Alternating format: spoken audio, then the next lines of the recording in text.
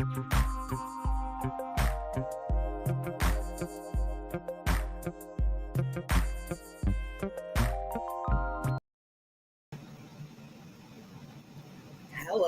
Hi. Hi. Happy Sunday. We're back with more true crime per usual. Hello, Ausine. Hello, Mark. Are you two the only ones in here? Oh, I'm stuck with you two. Yay. Well. Hello. We're back. We're back with more Emmanuel Haro. Well, it's Haro, I think. Hello. Okay, so welcome everyone. Welcome. We are going to be talking about Emmanuel, baby Emmanuel. This is a tough one. They're all tough, all the cases, but more specifically, children cases are rough. So buckle down. Hello, welcome. My name is Melly. I am your host today and forever, as long as you are here. Hello. Mark says, fine then. No, don't get upset. Okay, so Emmanuel Haro, I know it's been everywhere. Everyone's been talking about it, and good, because his parents are disgusting. Rebecca and Jake have been arrested, as you know. And I have done 2 lives on this case before, so make sure you check those out. They're all different, really. And today I'm going to be playing the press conference. I have not watched that, believe it or not. I've just been busy, and we've been doing Mackenzie and Donna and all these other cases. So I had to get caught up on the press conference. I saw bits and pieces of it.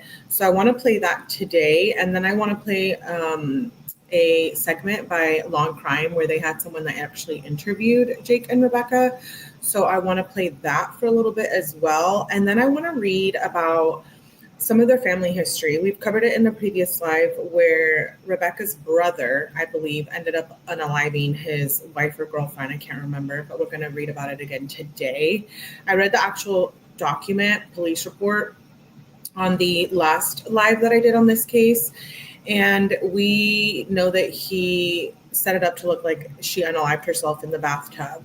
And then Jake has also passed instances with child cruelty. He's been also charged with that. So we know that much is true from both of them. And then recently we found out that Jake's brother, Hector, died in that same house that Emmanuel is alleged to have passed away in due to the abuse. So allegedly, Jake's brother died from an overdose, and I believe it was fentanyl. I believe that just because fentanyl is so dangerous, and it's really dangerous. But I also don't know if I believe that. Like, what if they unalived him allegedly? What if they did something? At this point, I don't trust them at all. I think Rebecca and Jake are demons. I think they're disgusting, and I'm so disappointed that Rebecca was given the privilege to have baby Emmanuel and be blessed with a child, and this is what she does. This is how she shows her loyalty to her child. And there's so many females that have issues with having pregnancies and have to go through like IVF and all this stuff. And it's just like, she got baby Emmanuel and she ended up killing him. And so it's a brutal case. So I read the document from the police report document about Rebecca's brother, but I want to read a different one today, and it goes more in depth about what actually happened. And then I also want to play a couple clips from On the Theta, who's been like, the reporter that's really funny. I think I want to show a couple clips that he just recently put out regarding how nobody had seen baby Emmanuel for so long. I don't know what to believe. The authorities say that he could have been unalived between like August 5th and 9th, I think they said. I don't know. We'll hear more about it now in the press conference. I just wonder really, truly what happened in that house of horrors. Like, he was only 7 months old, and we know how brutal his previous child cruelty case was with his daughter, baby, I think her name was Promise. And so I think, I don't put anything past him, and my heart breaks to think about what baby Emmanuel probably experienced and really how long he has been dead for, because who knows? We don't know. People are alleging that they haven't seen him in the neighborhood or the neighbors. So, I don't know. I hope that they get the worst punishment of all by the court system. I'm horrified by this case. But anyways, let's get started with the press conference. Hey, S-Dubs. Let me say hi to everyone. Hey, Casey. Hey, Roald. Yes, we're talking about Emmanuel Haro case. Okay, I just want to make sure I didn't miss anyone. I'm sadly truly wondering how long that has been going on. I know. Me too. I think longer than we can imagine, and I think it's worse than we can imagine. Okay, let me play the press conference. If you guys already seen this, well, you guys are going to rewatch it. If you haven't, then we're watching it together for the first time.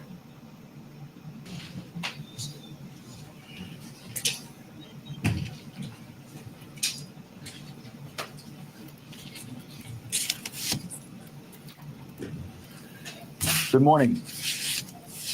My name is Mike Hetchner. I'm the Riverside County District Attorney. Welcome. I want to do a couple of things today. First thing I want to do is introduce the individuals that are here on stage with me. First off, to my far left, we have Riverside County Sheriff Chad Bianco. We have San Bernardino County Sheriff Sergeant Nicholas Clark. We have San Bernardino County Sheriff Shannon Dykes. Morning. We have Assistant District Attorney Brandon Smith, and then myself. So someone who's not here, I want to thank as well, or introduce as well, Jason Anderson, San Bernardino County District Attorney. I want to start by thanking these gentlemen up here. I want to thank the San Bernardino County Sheriff's Office for their professionalism and their cooperation and the great work that they've done here so far. I want to thank Jason Anderson and the San Bernardino DA's office. His Bureau of Investigation has recently formed a high-tech crimes unit. They were instrumental in helping us with this investigation. Let me tell you how things are going to go today. There's going to be several individuals that make statements up here, and then when we're all done with the short statements, I will come back up and we will have a question and answer. I will take questions. I will take all of your questions till there are no more questions. Having said that, there's a lot that we can't say, that I can't say, that nobody up here can say. And the reason is that the defendants in this case have been charged with crimes, serious crimes. And so now they have a presumption of innocence that applies to them. They're innocent until proven guilty in a court of law. I'm not allowed to prove my case in the court. Wait, I want to make sure you guys can see it. Is it better that way or the original way that I had it? Sorry, these layouts is that better? Can you guys see that better? I just want to make sure you guys can see that. You guys see them better? Court of public opinion. And so there's a lot that we can't say in terms of the facts and the evidence. For that, you will have to come to the court I don't know if I to can the various fix it. Hearings and Right see now. how the case plays out. Worse? However, having said that, it's appropriate to have a press conference because it was the defendants in this case that had a press conference first.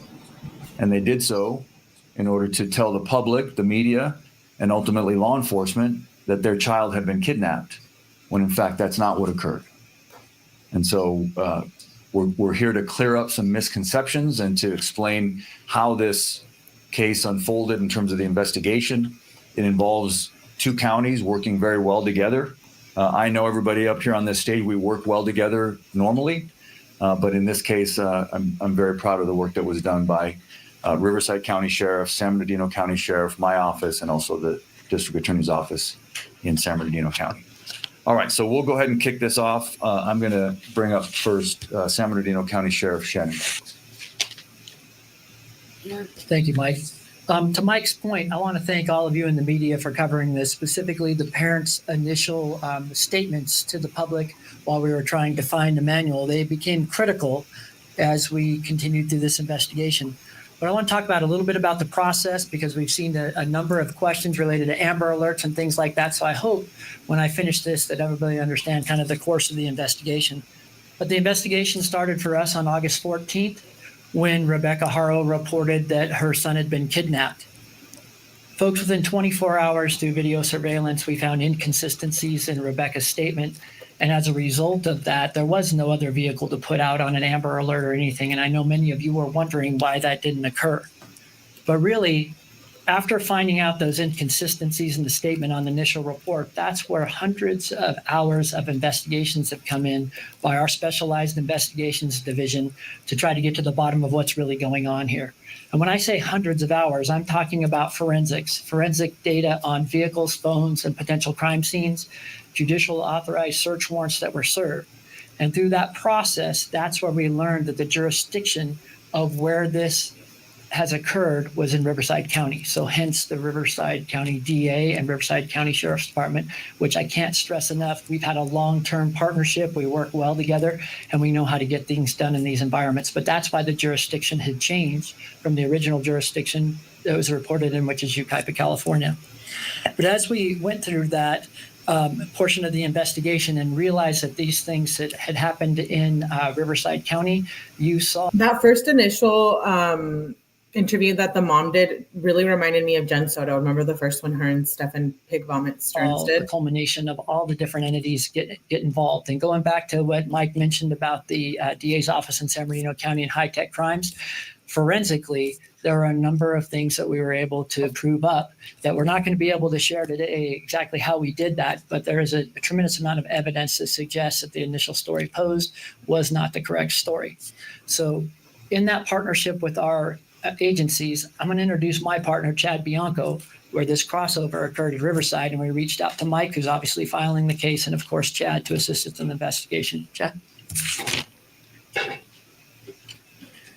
Thank you. Like Sheriff Dicus, I just want to thank all of you for, especially the normal mainstream media, for your attention to this and for your cooperation in this as we were assisting San Bernardino in this investigation, trying to originally find a missing baby, but then eventually quickly learning that that investigation was not something that it started as.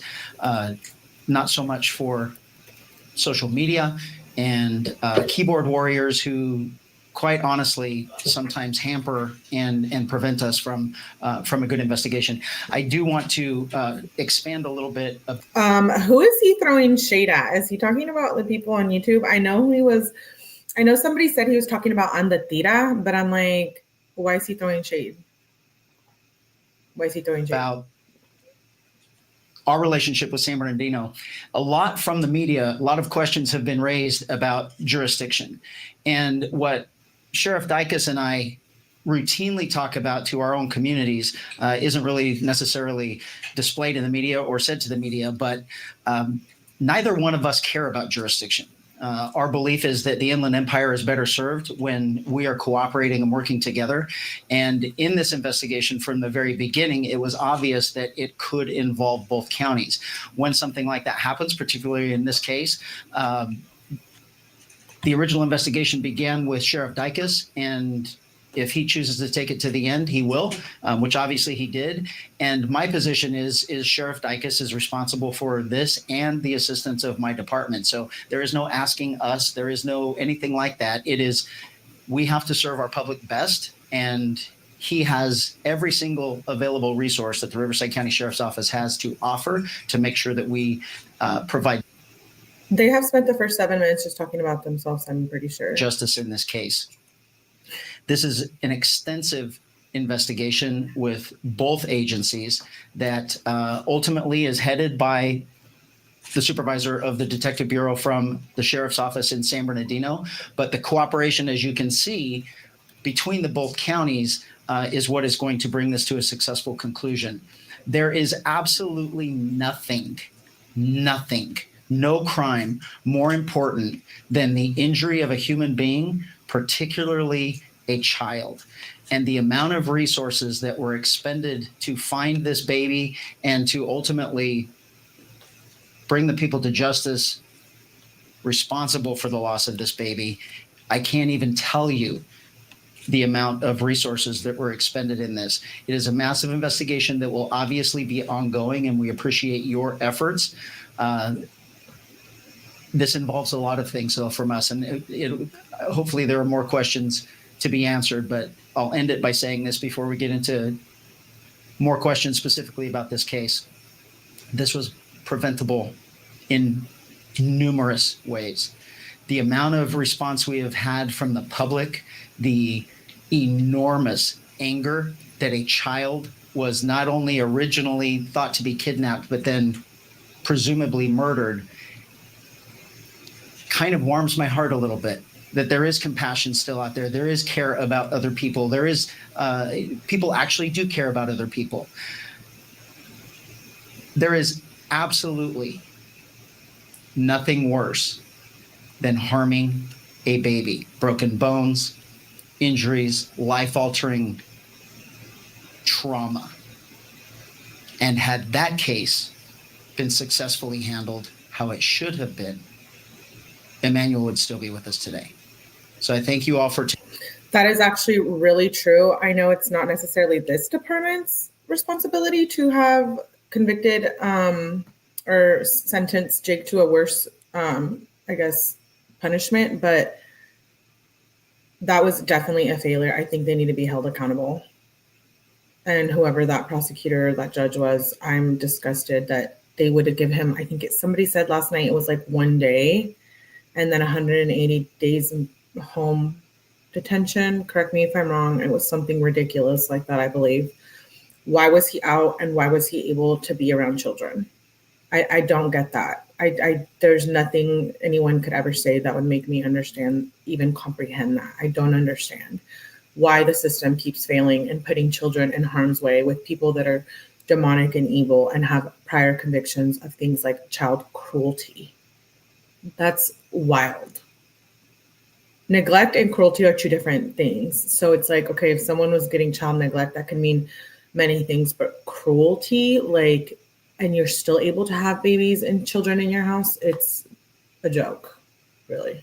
Taking the time and the effort to make sure that the world sees this investigation, and we will successfully bring it to conclusion with the help of both DA's offices. Thank you, Sheriff. I neglected to mention that Sergeant Nicholas Clark is the lead investigator on this case. So even though he's San Bernardino County, he will be functioning as the lead investigator on this case, which is ongoing. The investigation is ongoing, even though we have filed charges. And then Brandon Smith is going to be the lead prosecutor on the case, obviously Riverside County prosecutor. And with that, obviously, you all know, yesterday in court, we filed murder charges on both Jake and Rebecca Haro. We also filed filing of a false police report. And with that, I will take questions. I know you're going to have a lot of questions. I do want to lay some ground rules. The way we do it here is don't shout at me, no chaos, just raise your hand. I ask you to ask me one question at a time. I'll do my best to call on everybody. When we've gotten through everyone who has a question, then we can go back and ask more follow-ups, okay? So I'll start here on the front row. Yes, ma'am. Stephanie with CNN. My question is, first of all, do you have any idea where baby Emmanuel is at this point? You know, yes, we have a pretty strong indication of where the remains of baby Emmanuel are. So that investigation is ongoing at this time. Are they searching? Like, are they doing that? I don't know. Have they been searching? If they know, why is it taking so long? I'm confused. Am I being impatient? I don't understand. They know or have an idea? What does that mean exactly? And where is his body? How do they know Emmanuel was murdered? There was a lot of blood in the house, and I guess they disappeared all of his stuff, all of his toys, all of everything. There was just a lot, I think, to go into it. But yeah, I believe there was a lot of blood in the house that belonged to baby Emmanuel, if I'm correct and I remember. Yes, go ahead. Matt Johnson, Court TV. What was the information that led to the initial search off the 60 in Moreno Valley? Sheriff, you want to take that? I'm not going to go into grave detail about that, but there is some level of cooperation with the suspects involved in this, and we're trying to locate that, and our job is to follow every lead. But for the rest of the room here, we have to understand what you're dealing with is an experienced child abuser that is aware of a previous case. that is aware of evidentiary things that we are certainly concerned with. So we're going to take every step to not only work with any suspect or witness involved in this, because at the end of the day, we have to bring a case to Mike and they have to charge it. And we have to make sure that every single thing, no matter what is told to us or what we discover in terms of evidence, is the right thing and that we followed up extensively. Okay, who's next? I'll go to. Imagine like how terrible that is, that they don't want to tell where the remains of the baby are. Rumor has the baby was thrown in the trash a few weeks ago and they can't determine which location to search. But for Jake and Rebecca to sit there and not say anything, because if they knew exactly where his body was, they would have already said something to police, right? You would have think they've already tried to save their ass. Like, one of them has to flip on each other. Once they know they're going to spend the rest of their life in prison, I feel like one of them has to, right? Or at least we would hope so. But yeah, this is terrible. It's like Summer Wells, and then Sebastian Rogers, he has not been found either. Do we think he's alive? That's another conversation for a different live, but just an example of, kids that are still missing. And You first and then G. Someone knows where they are. Go ahead. Gigi Garcia with Fox 11 News. Do you believe you know how baby Emmanuel died or was killed? And is there anything you can share? The filing in this case reflects our belief that baby Emmanuel was abused, a victim of child abuse over time, and that eventually, because of that abuse, he succumbed to those injuries. That's what we believe. Yes, sir. Eddie with Action Eye News. I noticed on the arrest records and the booking records that they do have Jake Haro as murder with malice and also another murder charge as well. Is there a second murderer, or can you explain why there's two? We charged both Jake and Rebecca with murder. Who's next? Yeah. As they should. Rebecca needs to be held accountable. She birthed baby Emmanuel. She needs to be held accountable. Same with Jen Soto, disgusting Jen Soto. She needs to be held accountable too. We're waiting on that. S-Dubs said, are you aware the dad had another abused child he killed? Yes. Oh, you mean apart from Promise? I did, the little girl, right? And then there's another one. I kind of heard about that. I didn't look too into it, but we're going to cover also Rebecca's brother today, the wife. I think that is a wild case, how he tried to set it up like suicide. It seems like there's a lot of death surrounding that family. You know what I mean? Sorry, Rob. This is in reference to what Chad was talking about, but can you go into some detail about that case in 2023 and what happened there? Sure. From my understanding. Yes, I will. So in 2018, Jake Haro with his ex-wife, there was another child who they were prosecuted for child abuse as well, child neglect, cruelty. That child was also an infant, and that came to the courts, arrested in 2018. It came in to the courts in 2023. We had charged various felony crimes, child abuse, child cruelty, and our indication or our what we wanted out of the case was prison. We believed it was a prison case, and that Jake Haro should have gone to prison. Jake Haro pled straight up to the court, which sometimes reporters get this wrong, and you call it a plea bargain. Judges are not allowed to plea bargain. Defendants can plea bargain with the prosecutor, but when a defendant pleads up to the court, they plead to everything that they've been charged with, and they're essentially throwing themselves on the mercy of the court. In this case, a judge here in Riverside County, happened to have been a visiting judge from San Bernardino County, gave Mr. Haro a suspended sentence, which means, if I can translate for you what that is, it means that instead of sending him to prison, he chose to give him probation and suspend prison time sort of over his head, meaning that if he violated his probation, he would then go to prison.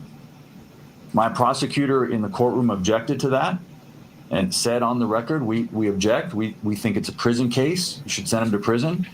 And the judge decided, as is the judge's right to do in that case, he decided that Mr. Haro deserved an extra break and gave him probation and basically 180 days of work release, which ends up being like community service.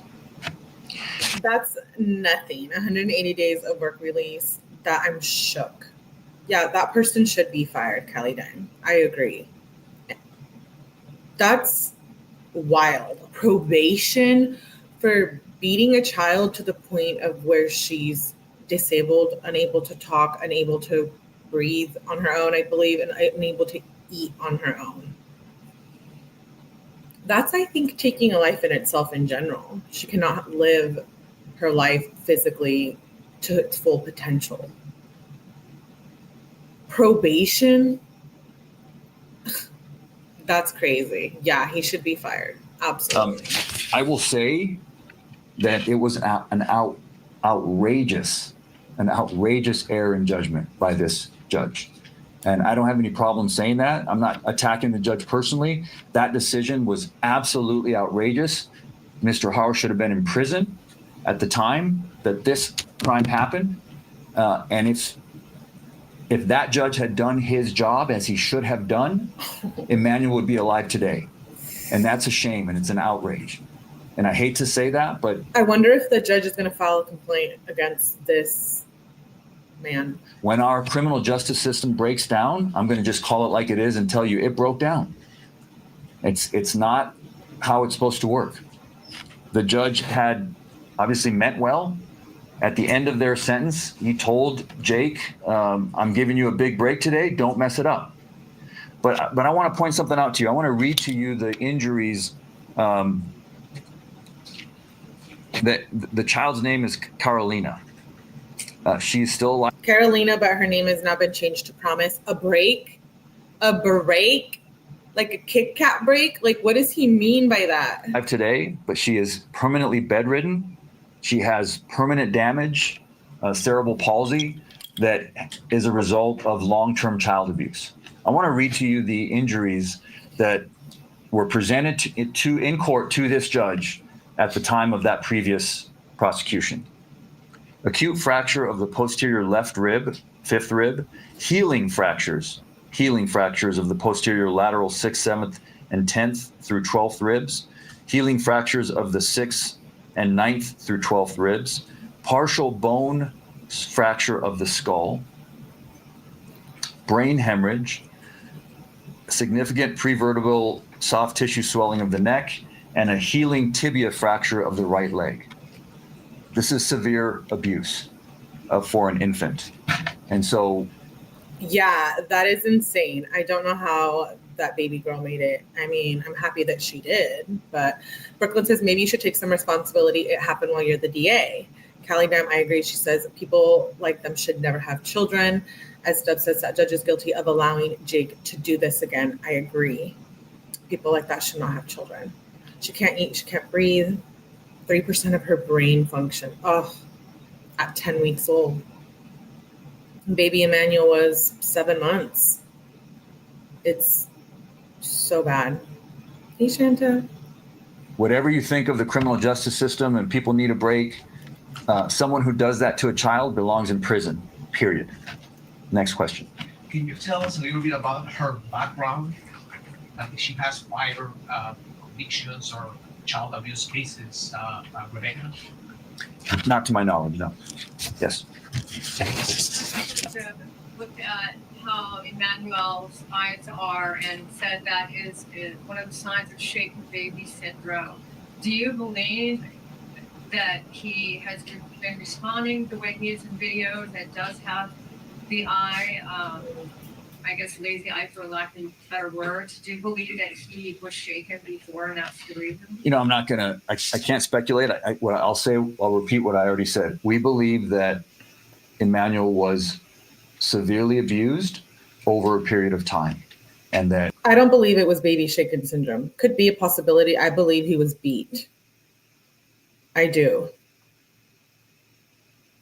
And he killed him, and then they got rid of it, and Rebecca is an accomplice in that. I'd be interested to know when the last time Emmanuel had a doctor's appointment. I think they know, right? And they were looking to figure it out. I don't think we have that. His poor eye. Do you think he was definitely shaken? Do they, and correct me, do they live long after? I thought they were, after they have shaken syndrome, I thought they didn't make it. I'm not sure. Could two things could be true at once, I guess, right? He could have had, I doubt he stopped at shaking. Yeah, I don't think he stopped. That's what I'm saying. I think he could have done the shaking, baby shaken syndrome aspect of it. And then I think they probably could put, did other things to him, unfortunately. That's the reason for the filing, the way it was, is that he was abused over a period of time. Both parents would have been aware of that abuse. I've already called on you, so I'm going to exhaust. Yes, sir. Sir, forgive me. Ahmed Belloso on the Tira. I've been working this case diligently. I have a two-part question. No, one question, sir. One question. Thank you. Since you said that you do know where the remains are, can you I didn't say that, sir. I'm sorry, forgive me. I didn't say I know where the remains are. Can you tell us, in fact, a little bit more detail so that if you do know anything, so I can stop looking? Please? Because I'm in this every day. No disrespect, trust me, I understand who you are. But can you please, if you have information here where you know something, can you please, so I could get some rest? Well, you should get some rest, sir. Thank you. You should get some rest. But no, I can't share with you anything. That's fine. Look, there are professionals. I did not know Ahmed did that on the Tira. That is crazy. I didn't know he was there. That's why there was a lot of controversy over there, over that. Yeah, that guy right here, this guy, whoever this is, this mister in a suit, I get really douchey vibes. Stop arguing. Basically a press conference with no answers, just blaming the judge. That are looking for the remains of this child. If the public has any information, then we ask for their help. So we don't know exactly where the remains are. We have some ideas in terms of where we're going to look and where we're going to continue to investigate. Yes, sir, all the way in the back. Can you please elaborate more on how you suspect that Emmanuel had been abused over a period of time? No, I'm not going to do that. That's unfortunately, I understand it's an obvious question, but I just can't go into it. Those are things that the evidence will be presented in court, and I'll have to wait till we do that. Who's next? Yes, sir. Can you explain? I know they both have charges filed against them, but do you believe that Jake or Rebecca both were actively involved in abusing Emmanuel, or was she just complicit in what he was doing, or the other way around? Can you explain any more of that? All I can explain is what we have filed. Tomato. If she put his hands on him, I don't care. She knew about it is the same thing. To me, to know that someone is being hurt like that is to be a part of it. Period. I don't know. Maybe you guys disagree. Especially when it comes to children. We filed murder charges on both of them and making a false police report on both of them. So you can extrapolate that we believe that both of them are guilty, that we can prove it's guilty beyond a reasonable doubt for both the murder and the filing of the false police report. How it breaks down as to who did what, that also has to wait for the trial. So let me go this way. En español, Jaime García de Univisión. Okay. Procurador, básicamente, si nos puede hablar exactamente de este caso de 2023 que dice usted comenzó en 2018 y pudiera ser el eslabón que hubiera evitado en caso de que el juez hubiera dictaminado una sentencia diferente, que este niño Emmanuel estuviera vivo. Gracias. Well, ya dije lo que puedo decir. The guy in Spanish asked, I can tell you guys, he's asking okay, so you basically are saying, you're admitting that it was a failure of the system. Like if the 2018 crime or whatever that he got convicted for in 2023, the little 180 days on probation, this would have been, he's basically saying you're clarifying, you're saying that, right? It definitely was preventable. Fue una tragedia increíble y no hubiera sucedido. El juez hizo un gran error y juzgó mal y el sistema se quebró ese día. He said the judge made a really bad decision, a very bad moral decision, and part of that was a break in the system, basically, he just said. Jueces, fiscales, defensores, todos tenemos un deber y tenemos que hacer nuestro deber. en nuestro trabajo. He's saying that judge had a duty to prosecute that or whatever, convict him or give him the punishment he deserved sentencing, and he failed that duty. Uh-oh. Todo lo que puedo decir. Bueno, básicamente no debió de haberle dado la libertad bajo palabra. Claro que no. Le dio libertad condicional y esto fue un caso de prisión. Cuando uno... He said the judge gave him barely no time. This should have been a prison case. Hace daño así a un niño, debería ir a prisión. Eso es lo que dice la ley. La ley dice que la sentencia debe ser prisión por crímenes de este. He said the judge states that crime at that stature would have been prison time. So someone said earlier it's at the discretion of the judge. Well, the judge failed. Nivel de gravedad. Y en este caso le dio probation. Okay. Let me go to you. I'm calling. Reporting on accusation. There's been rumors that Emmanuel hadn't been seen for days or even weeks prior to August 14th. Can you speak to that at all? No, unfortunately, I can't. That has to wait for the trial to come out. Yes, sir. Jacob Davidson with T News Network. Given the history that Jake has been obviously charged with previous child abuse cases, has CPS been involved with Emmanuel throughout his life at all, or have they ever checked up on the parents? To my knowledge, CPS has not been involved with Emmanuel. I don't believe there was any CPS involvement in this current case. Let me go. I've already called on you. So have I called on you already? No, go ahead, please. Julian Smuckler with 𝐼𝐸. We're hearing some reports of a confession made in jail regarding Jake Haro. Obviously, you're limited in what you can say, but is there any validity to some of those rumors? And what have you heard from Rebecca in jail? I can tell you that that's not true. It's there's no confession made in jail.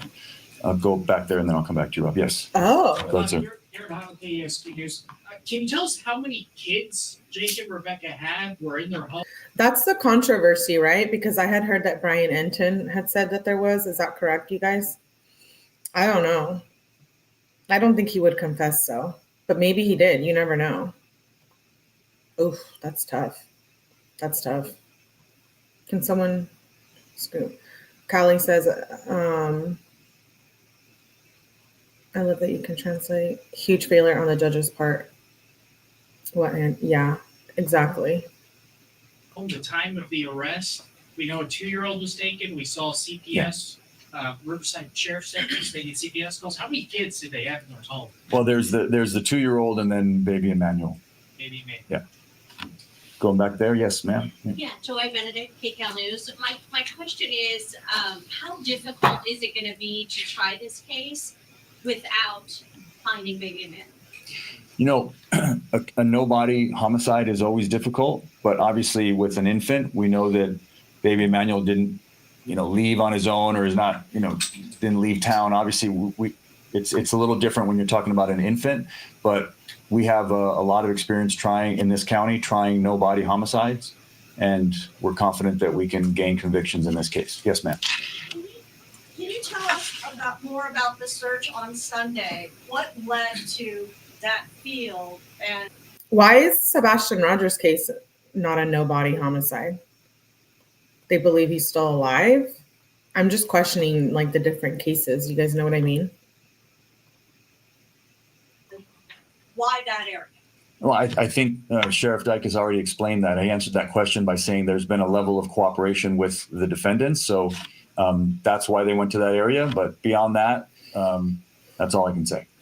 Yes, ma'am. Okay, so I think the obvious question is, what happened then? I mean, we did hear those reports. My coworker just asked about the jail confession. Their authorities used a fake inmate to get information, and the father confessed that. Well, see, that's not true. So I don't know where you. Well, no.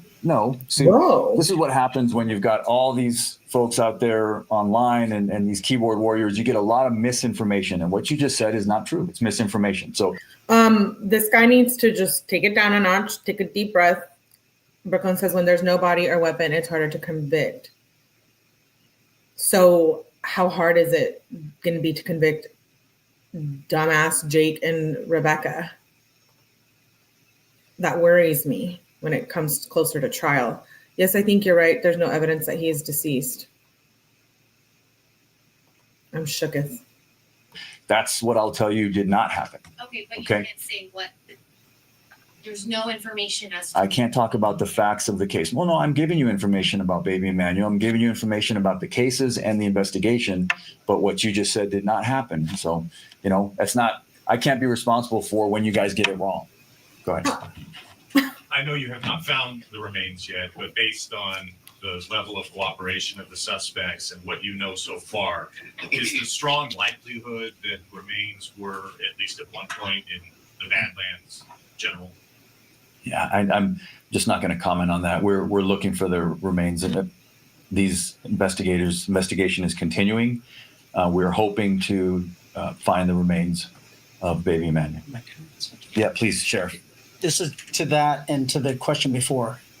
A problem that we are having in this, basically even on the question that was asked 2 questions ago, is someone posts something on social media and then you all believe that it's true.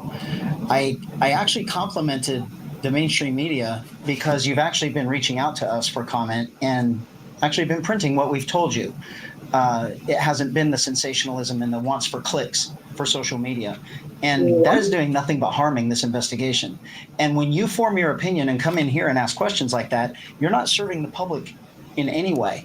The question way earlier, get some rest. There should be no one out there looking for baby Emmanuel except for us, because all you're going to do. What? He said no one should be looking for baby Emmanuel. Then find him, shut up, and tell us everything you know. Is complicate things in the future. And the one thing that I emphasize that I want to make it clear here, the reason this is happening relatively quickly and the reason why we got such a handle on this fast is I believe that the Inland Empire is served better by their 2 sheriff's offices than any place in the state.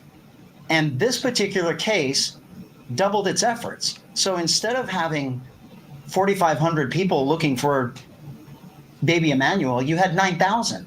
And so how did we get all of this information? It's called investigation. And we have 2 entire departments doing nothing but sifting through evidence. Okay, but time is of the essence, sir, man. You know that. So this guy needs to stop being rude, is what I think. Searching for evidence, trying to figure out what happened, who was responsible, and how we're going to successfully prosecute it. And misinformation, lies, and purposeful misdirection is going to do nothing but harm this investigation. And I am begging all of you with cameras out here, don't be a part of it. Misdirection? Is this the prosecutor? Someone said he was the one on the case, or in the case involved previously with child cruelty. If so, why is he even talking? Oh, sorry. It was a prison case, and that ribs, healing fractures of the over a period of that. Oh man, sorry guys, I lost my spot. And now we're all traumatized by it.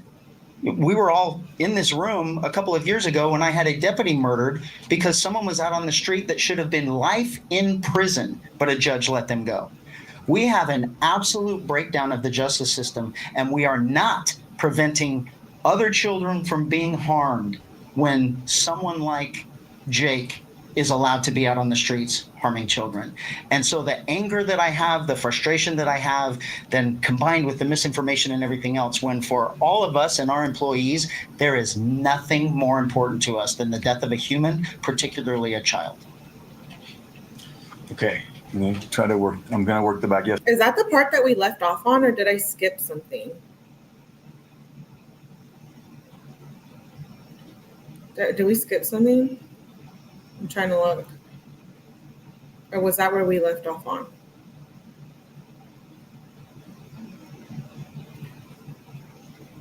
Your approach, and not to hit your message, it's insufferable. You need to.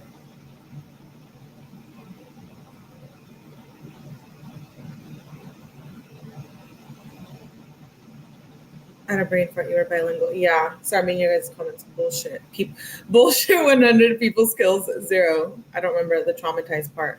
I think it was this.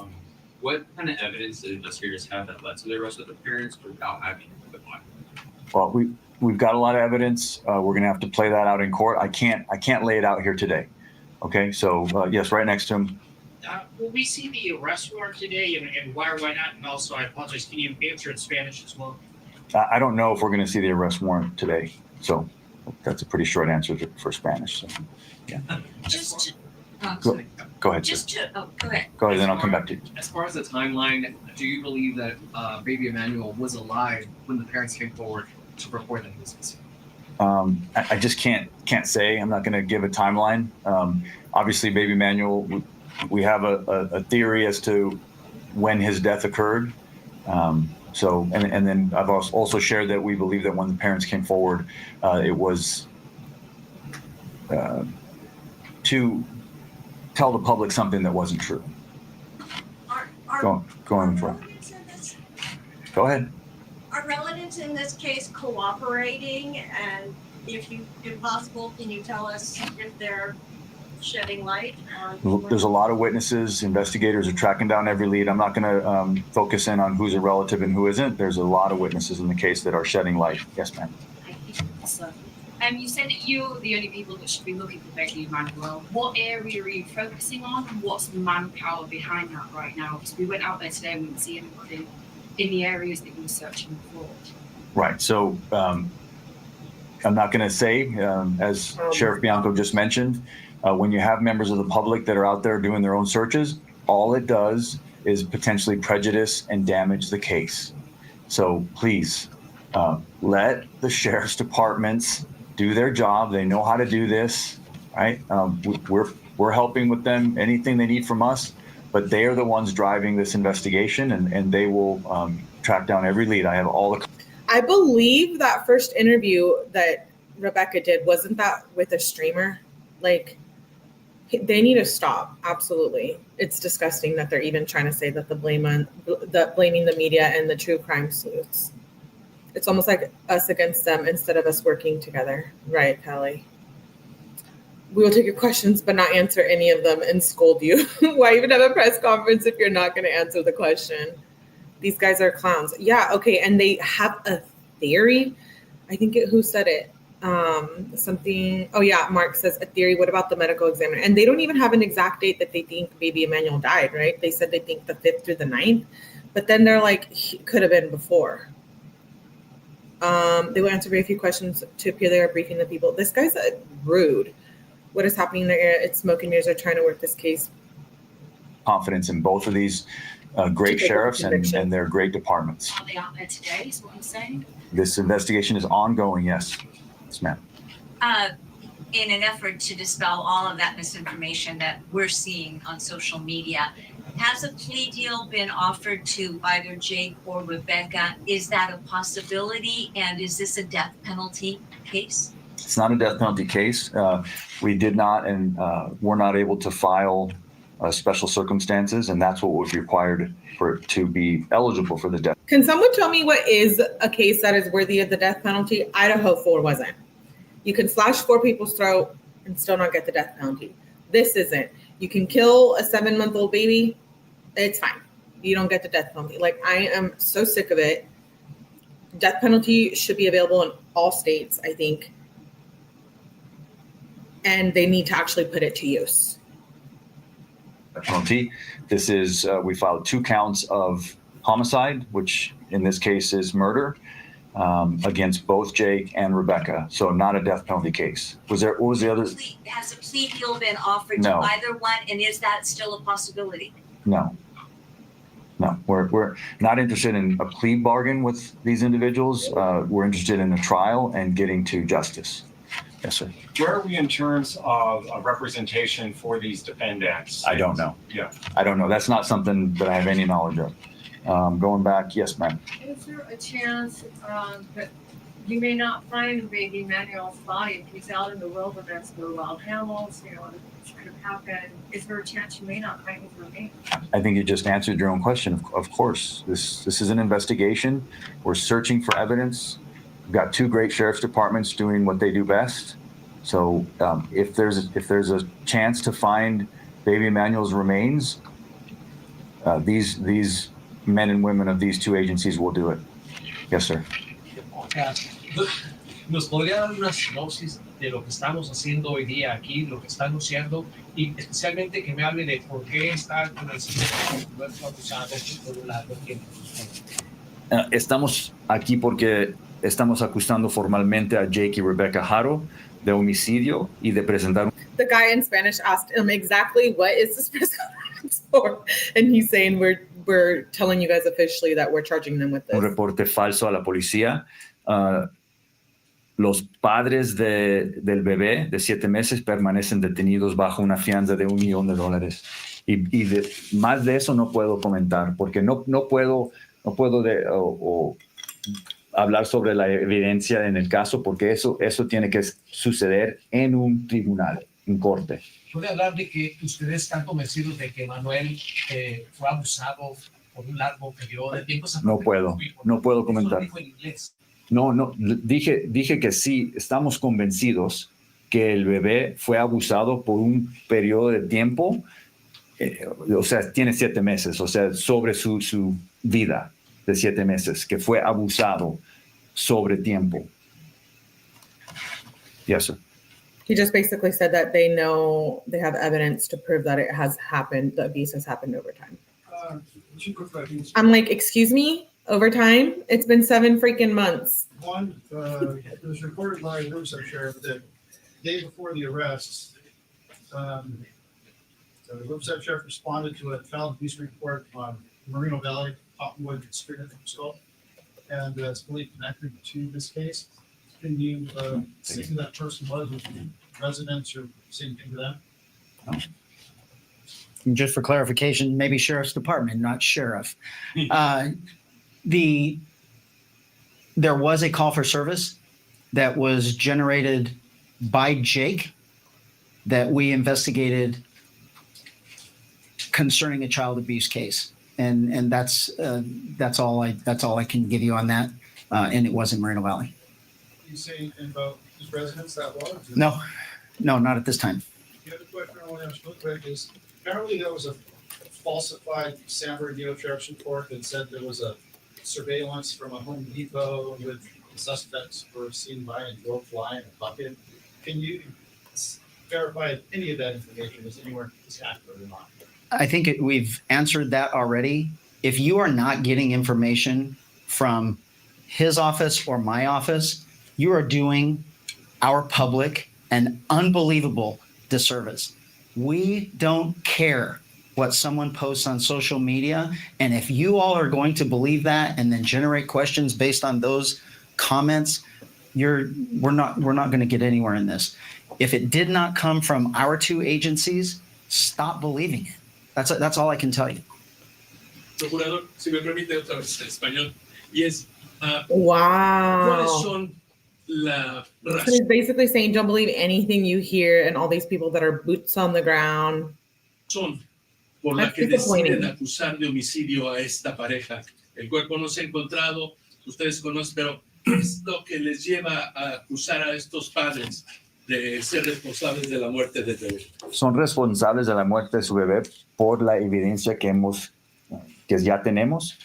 Y es cierto que no tenemos el cuerpo del bebé, pero tenemos bastante evidencia y nosotros estamos convencidos que fueron responsables del homicidio. He's asking, how confident are you that you have an actual case where they can be convicted because they have no body? And he's saying that they have enough on them to prove that it was murder and that they should spend the rest of their time in prison.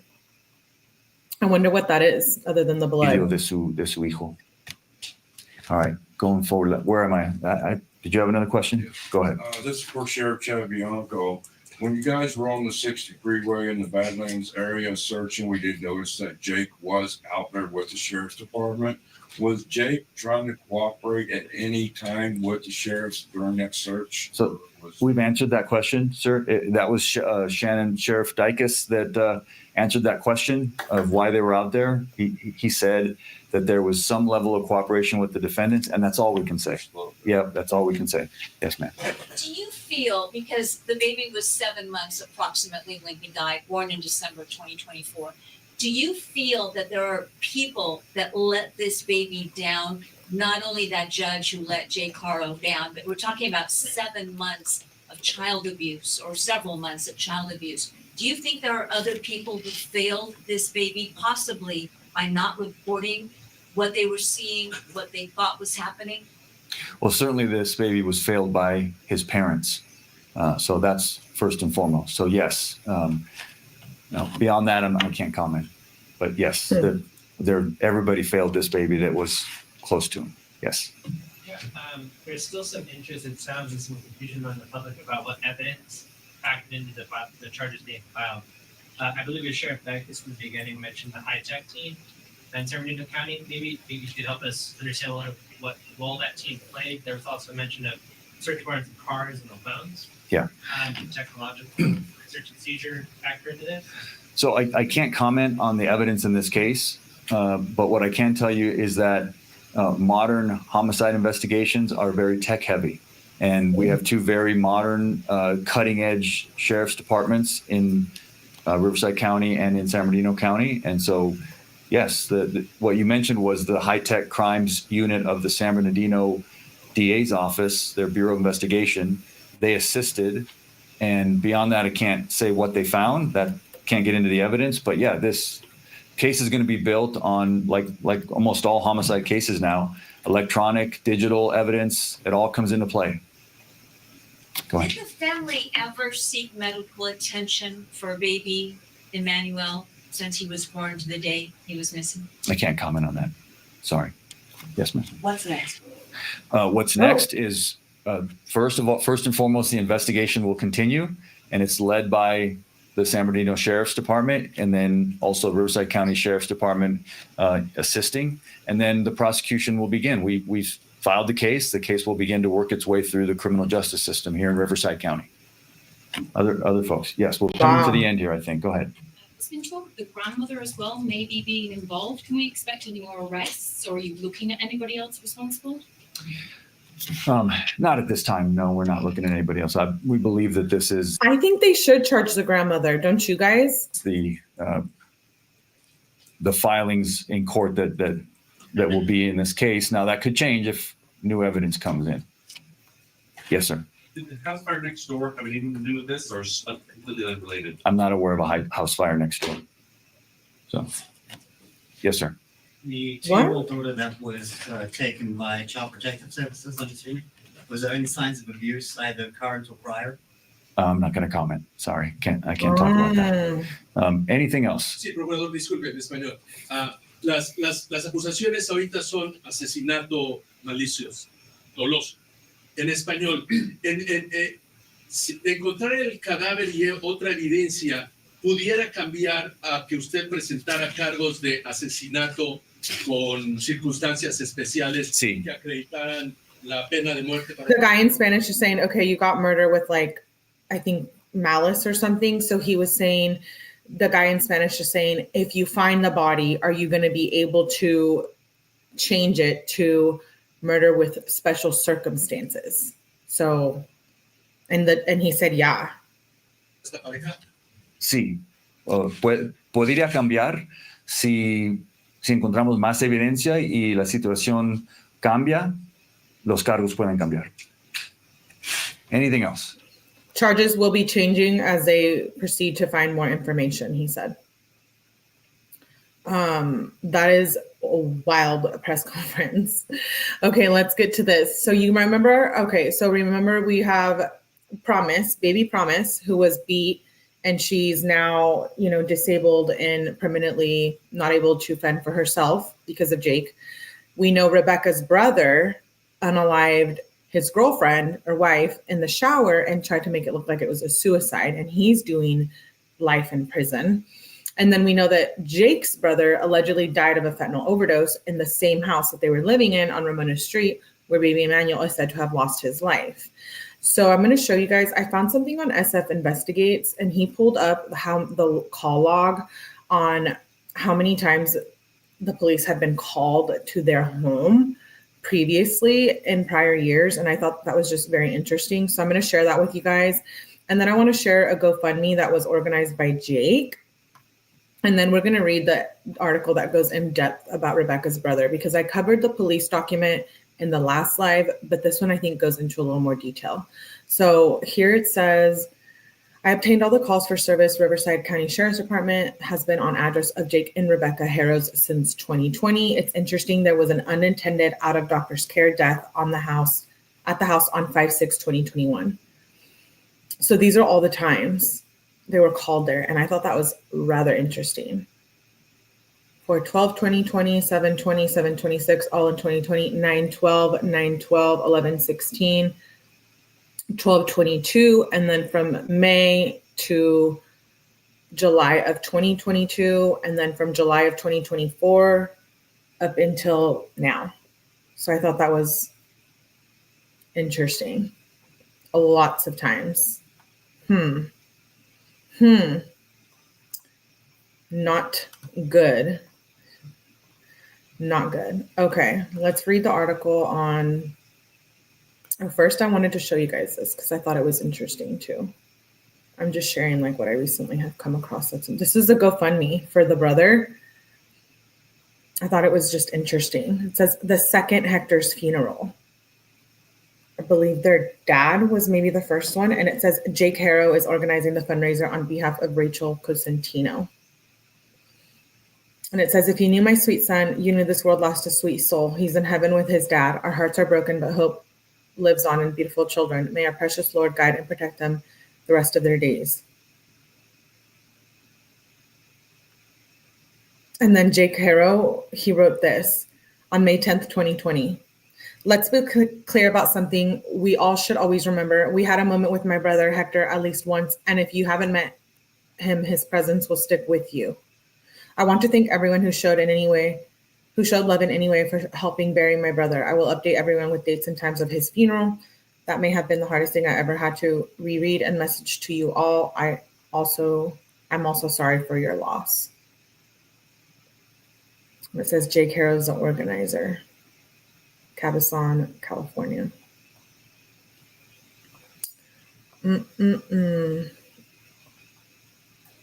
A lot of calls. I think it was 19, yeah. Let's read this article about Rebecca's brother. So much crime committing in their house, so many deaths. Okay, so let's read this. It says, James Bushhausen got into a fight with his girlfriend, Jalen Keith, over excessive drinking. The next day, after Bushhausen returned from work, Keith ended up dead, shot in the middle of the forehead. Bushhausen reported the shooting as a suicide. However, law enforcement determined Bushhausen had been the shooter, and a jury convicted him of first-degree murder. He attacks his conviction on 4 grounds. He argues the trial erred by failing to instruct the jury on the lesser offense of voluntary manslaughter because there was evidence he killed Keith in the heat of passion. He argues there was insufficient evidence of murder. He agrees the prosecutor committed misconduct by comparing him to a child molester, and he argues the trial court erred by admitting lay opinion evidence the victim was happy because it lacked foundation. We conclude none of these arguments had merit and affirm the judgment. By March 15th, 2017, the day of her shooting, Jalen Keith and James Bushhausen had dated for 5 years and had lived together for 5 months. Bushhausen and Keith both worked at Home Depot, but at different stores. Bushhausen was a night assistant manager in Palm Springs. Keith had recently been promoted to a supervisory position in La Quinta and was working toward becoming an assistant manager. Keith's friends and coworkers described her as a happy person, outgoing, cheerful, and positive. They said they never seen her suicidal or depressed, or characterized her as being strong and tough. Several emphasized how well she rebounded as a 16-year-old after losing her father and her home to a fire within a 2-week period. Her best friend, Hopkins, described her as a generally happy and said she appeared to be in a normal state of mind when she last saw her in February. Not distressed, not overjoyed. Her primary care physician reported Keith had no psychological referrals and hadn't received treatment for depression, anxiety, or suicidal thoughts. She did have a condition called interstitial cystitis, an irritation of the lining of the bladder, which caused her chronic pelvic pain. She received medication to treat the condition and had been feeling better. Her doctor explained one of the medications could be used to treat depression at higher dosages, but it wasn't commonly used for that purpose anymore and hadn't been prescribed to her for that reason. In a statement to police the night of the shooting, 𝐻𝐸𝐲 said Keith had never said anything to indicate depression or that she was having those thoughts. However, he pointed out one of her medications for interstitial cystitis is for depression a little bit. He said her condition left him unable to have a regular sexual relationship. He said they'd had sex once in their life in their time together and thought that might have been the source of depression for her. What? That is wild.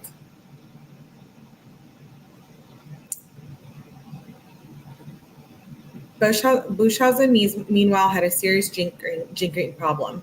His employer reported they were aware of the problem with alcohol because it caused him to miss time at work. Home Depot had helped him participate in 2 or 3 rehabilitation programs. However, this problem had continued and they warned him he could be terminated if the problem persisted. His drinking was also harming relationship with Keith. She had told friends and colleagues she was struggling because of 𝐻𝐸𝐲's drinking. In late December, she texted a friend to say he had been drinking for 4 days and was too drunk to talk. She said, "This might be the end for us." By mid-February, she told a friend things were improving and she was leaning towards leaving. She said she stayed with him for the last few months, hoping he would quit drinking and get better. 𝐻𝐸𝐲 had stopped drinking for a few weeks leading up to the shooting. However, on March 14, 2017, Keith woke up and found him drunk. She told friends she decided to leave him. She was going to tell him he had to choose between drinking and their relationship as soon as he got sober. That morning, she noticed James had drunk 2.5 pints of vodka. When she asked what he was doing, he said he was texting someone and to mind her own business. He then took his phone and broke it repeatedly, slamming it into the wall. Keith reported 𝐻𝐸𝐲 got in her face and screamed at her and had his pistol out of the safe. She said she was shaking and scared and put the gun back in the safe and hid the keys. Eventually, 𝐻𝐸𝐲 passed out. Keith almost called the police, but called 𝐻𝐸𝐲's sisters for help instead. Keith told his sister he had been drinking and she was afraid he wouldn't be able to go to work and would lose his job. She reported he would drink bottles and bottles of vodka and reported he had been suspended from work multiple times and warned he was at risk of being fired. She thought, quote unquote, 2 weeks ago he put his hands on me sober, then today he put his hands on me drunk. Then he shouted his phone. If he doesn't go to work tonight, he'll be fired. I don't want to leave him while he's down, but he keeps doing this to me and it's not good for me physically or mentally. Keith texted a friend at 8:45 that morning saying, "James and I got into a huge fight this morning over drinking, so I'm getting close to leaving him." She said, "I need to tell him when he's sober so it won't be a huge physical mess, but I'm very scared. I can't live like this. It's making me physically, mentally, and emotionally sick." Her friend told her she had a place to stay and Keith said she would come over if 𝐻𝐸𝐲 didn't want to get better. That same day, she called her supervisor crying and told him she couldn't work that day because I have to take care of him. He's all effed up. That night, 𝐻𝐸𝐲 got to work and almost an hour late for his 8:00 p.m. shift. He called Keith twice just before 10 p.m., but she didn't answer. He took his lunch break around 11 p.m., which was unusually early, and went home to talk to Keith about their argument. However, he found her asleep and instead took a nap before returning to work at 12:30 a.m. 𝐻𝐸𝐲's coworker said 𝐻𝐸𝐲 seemed distant that night. He talked to him around 5:30 a.m. and he said he seemed out of it and had tears in his eyes and was definitely off. Lopez asked 𝐻𝐸𝐲 if he was okay, and 𝐻𝐸𝐲 said he had been drinking and got into a fight with his girlfriend. He said he had been in a rage and broke his phone. He said he feared it might be too late to patch things up. Lopez talked to 𝐻𝐸𝐲 again shortly after 6 a.m. and described him as even more down. 𝐻𝐸𝐲 said, "I'm going home for the day. I'm tired."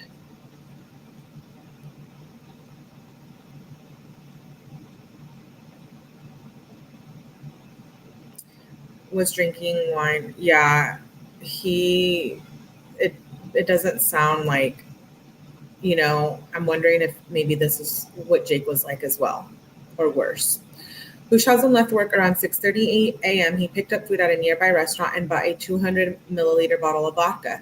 He woke Keith when he got home and offered her some food, but she said she didn't want any. So he ate by himself and drank the bottle of vodka.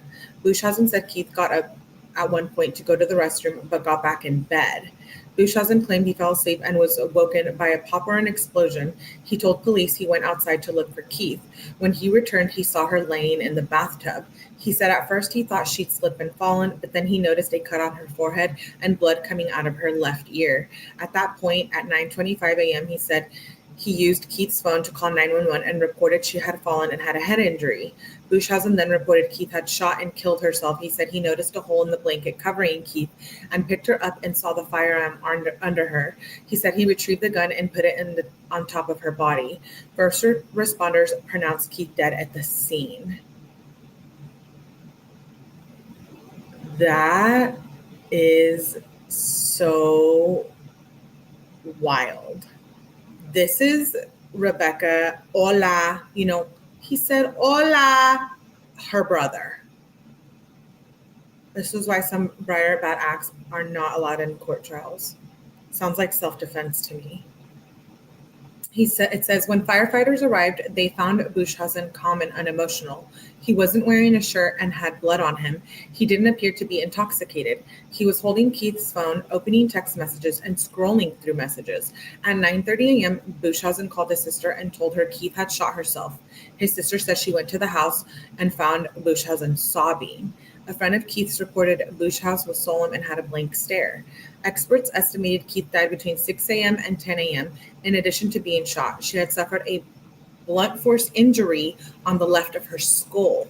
The forensic pathologist, Mark McCormick, who performed her autopsy, said there was hemorrhage on the left side of her head. However, he said he couldn't tell whether the injury was severe enough to have knocked Keith unconscious. So, baby Emmanuel, baby Emmanuel's stepsister, Little Promise, had the same injuries, right? Hemorrhaging, skull fracture, etc. Police, that's just interesting. Police found Keith's body laying in the bathtub with a handgun on top of her torso. Her torso was wrapped back to front in a red blanket that had two holes that were close together as if caused by a single bullet through a folded portion of the blanket. Soot and holes in the blanket indicated the blanket was between the end of the barrel of the GUN and Keith's skin when the gun was fired. Keith had many particles of the residue on her hands, but a police criminal said that would just happen from being shot. The bullet entered in the middle of Keith's forehead and lodged in her skull. Police found blood splatter all around the tub, on the shower wall, on the red blanket, on Keith's body, and on the right side of her body. The firearm was covered in blood, and there was blood in the barrel of the gun. There was also little or no blood spatter on Keith's hand. A prosecution blood spatter expert indicated that fact was consistent with Keith being the shooter. He said he couldn't tell from the blood spatter whether Keith had held the gun and fired it into her own forehead. Another blood spatter expert, William Matty, disagreed with this opinion. Asked what he would expect her hands to look like if she had been the shooter, he said, well, because we have quite a bit of blood going, let's say, forward from her head, I would expect that her hands would have more blood than what I saw in the photographs. In fact, when I did the watermelon shot, I got fairly splattered with watermelon material on my hands, on the firearm, on my face. I was wearing a hat. It was on my hat. It was on the front of my shirt. So quite a bit of material came towards me. He said that had happened even though he had placed a blanket between the watermelon and the muzzle of the firearm. Based on the blood spatter, both experts determined Keith was laying in the bathtub when she was shot. Ogino said it appeared her legs and hand had been moved after she was shot. Based on bruisings and abrasions to Keith's forehead, McCormick, the forensic pathologist, said it appeared that the GUN was pressed tightly against her forehead when fired. The bruising was caused by a guide rod that protrudes after firing. Matty said he believed a person couldn't hold the gun firmly enough to their own forehead to cause guide rod bruising because the bullet wound would instantly incapacitate the shooter, who would go limp. Police obtained Keith's cell phone from 𝐕𝐨𝐢𝐧 after the shooting, and he gave them the password. At 8:44 a.m., the day of the shooting, someone used a search engine to search the phrase "I see suicide rate," which produced a link to suicide and I see inspire. The user clicked a link which took them to a blog for people who suffer from interstitial cystitis. About 8:45 a.m., someone searched for the name of an expert on dealing with this condition. The user didn't click on that link. The Riverside County District Attorney charged 𝐕𝐨𝐢𝐧 with 1 count of murder, unlabeled statutory citations. Allegedly, he had personally and intentionally discharged a firearm committing this crime, and also charged him with 2 counts of willfully and unlawfully possessing an assault weapon. After trial, a jury convicted him of first-degree murder and found he personally and intentionally discharged a firearm in committing the offense. The trial court sentenced 𝐕𝐨𝐢𝐧 to 50 years to life. 𝐕𝐨𝐢𝐧 filed a timely notice of appeal.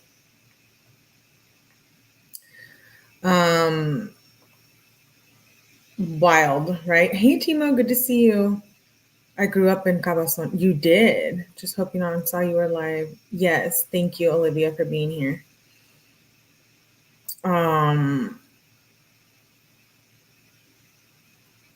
That's just wild. That is Rebecca's brother who did that. That's insane, huh? Okay, what do you guys think? It runs in the family, eh?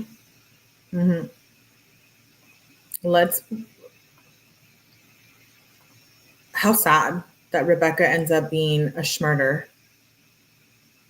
And her brother is a schmurder. Her husband, a schmurder. Like, the family is very destructive. I'm just wondering how it got to this point. It's wild. Okay, let's watch 2 clips of 𝐷𝐷, who's the guy that was at the press conference right now. I'm going to pull him up on IG because that's where I follow him. And I thought these were very interesting because he talks about like recent findings. In the Inland Empire, new developments. Today's episode brought to you by the letter H. Hola! And by the number 7, 8, and 9.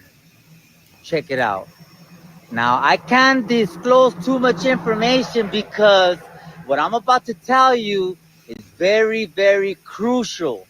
And so please forgive me if it doesn't all make sense, homie. Now, we have reliable sources that Jake and not Rebecca went into a business on the tira 3 days in a row. The 7th, the 8th, and the 9th. Now, on the 7th, he donated a bunch of baby products, clothing, and some other apparatuses, all brand new, not even a scuff, homie, on the tira.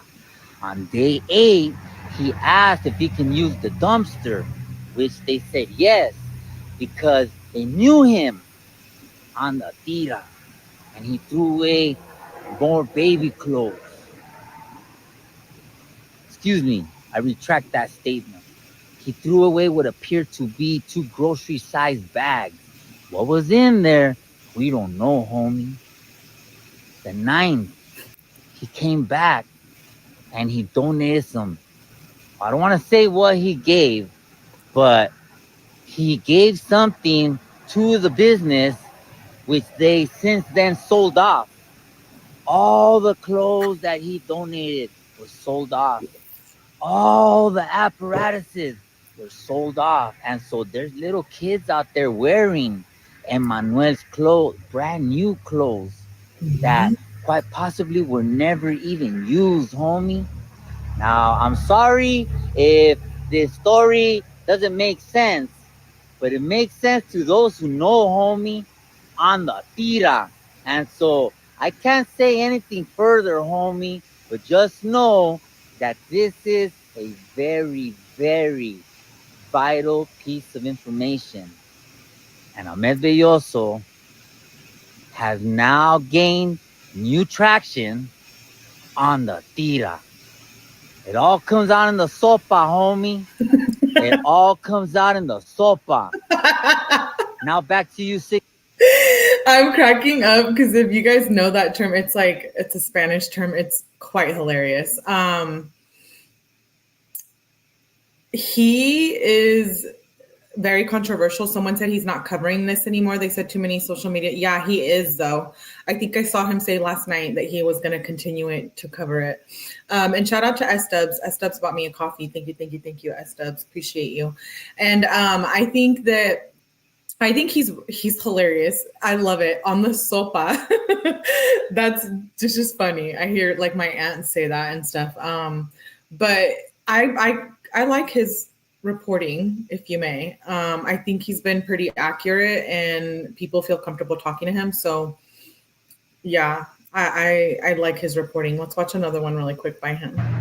𝐷𝐷𝐷𝐿𝐿 in the Inland Empire. New developments. Today's episode brought to you by the letter H. Hola. Wait, did we just and by watch the this number one? 7, 8, and 9. Check it out. Wait, we did Now- just watch that one, right? Am I losing my mind? I'm like, did we just watch that one? Maybe that was it. Let me see. Does he talk about the same thing? 𝐷𝐷𝐷𝐿𝐿 in the Inland Empire. New developments. Today's episode brought to you by the letter H. Hola. And by the number 7, 8, and 9. Check it out. Now, I can't disclose too much information because what I'm about to tell you is very, very crucial. And so please Is it the forgive same me one? if it doesn't all make sense, homie. Now, we have reliable sources that Jake and not Rebecca went into a business. Okay, yeah, that was the one we played. My bad. I just want to make sure. He cracks me up. There was another one I wanted to show you guys with him that I thought was really. Oh, I found this picture of Jake Haro's. I heard a sad rumor he does have cancer. Yeah, he does. Okay, so here's this. This is what I want to show you guys. Hector Jacob Haro, February 5th, 1991 to May 6th, 2021. This is his brother, Jake's brother. It appears a brother of Jake Haro died inside the home of Rebecca and Jake on 5/6/2021. His name was Hector Haro. How did he really die? It appears 7-month-old Emmanuel also died in the same home. Let's read this comment. Deputies went to the home on the 21st, the day before the couple was arrested on reports of child abuse. Today, the father in his orange jumpsuit was with deputies and cadavers. The baby was not found.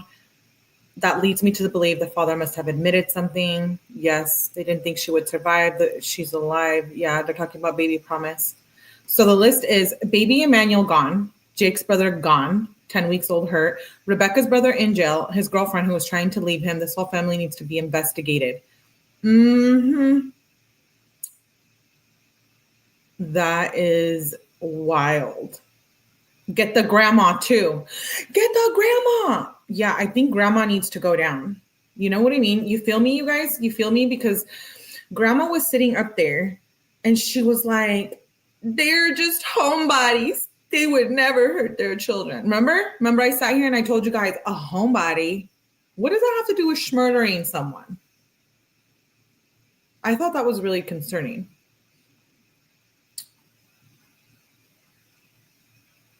Really? Oh, hi, K-Aesthetic. Yay, I'm glad you're here. I think Dom was part of the problem. Oh, yeah, he was. You're talking about Mackenzie. But she did know. Exactly, Estebs. Exactly. Oh, you guys are all close to Riverside or what? I would consider it Southern California. Yeah, I have family in Riverside. Okay, so do we believe Hector died from an overdose or do we think he was murdered? Oh, here, I want to play this. In Yucaipa, California, missing Emmanuel Haro. His family is desperately searching for him. I'm Mary Boyce Housen. I'm the mother of Rebecca's mom. Jake is, Emmanuel is my grandson. The little boy from Yucaipa. From Yucaipa is my grandson. Please help us find him. You know, if you have him, please return him.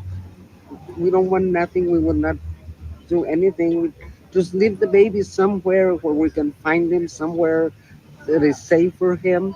Please, I'm begging you to please just do the right thing for this baby. He's only a little baby. He doesn't know nothing, okay?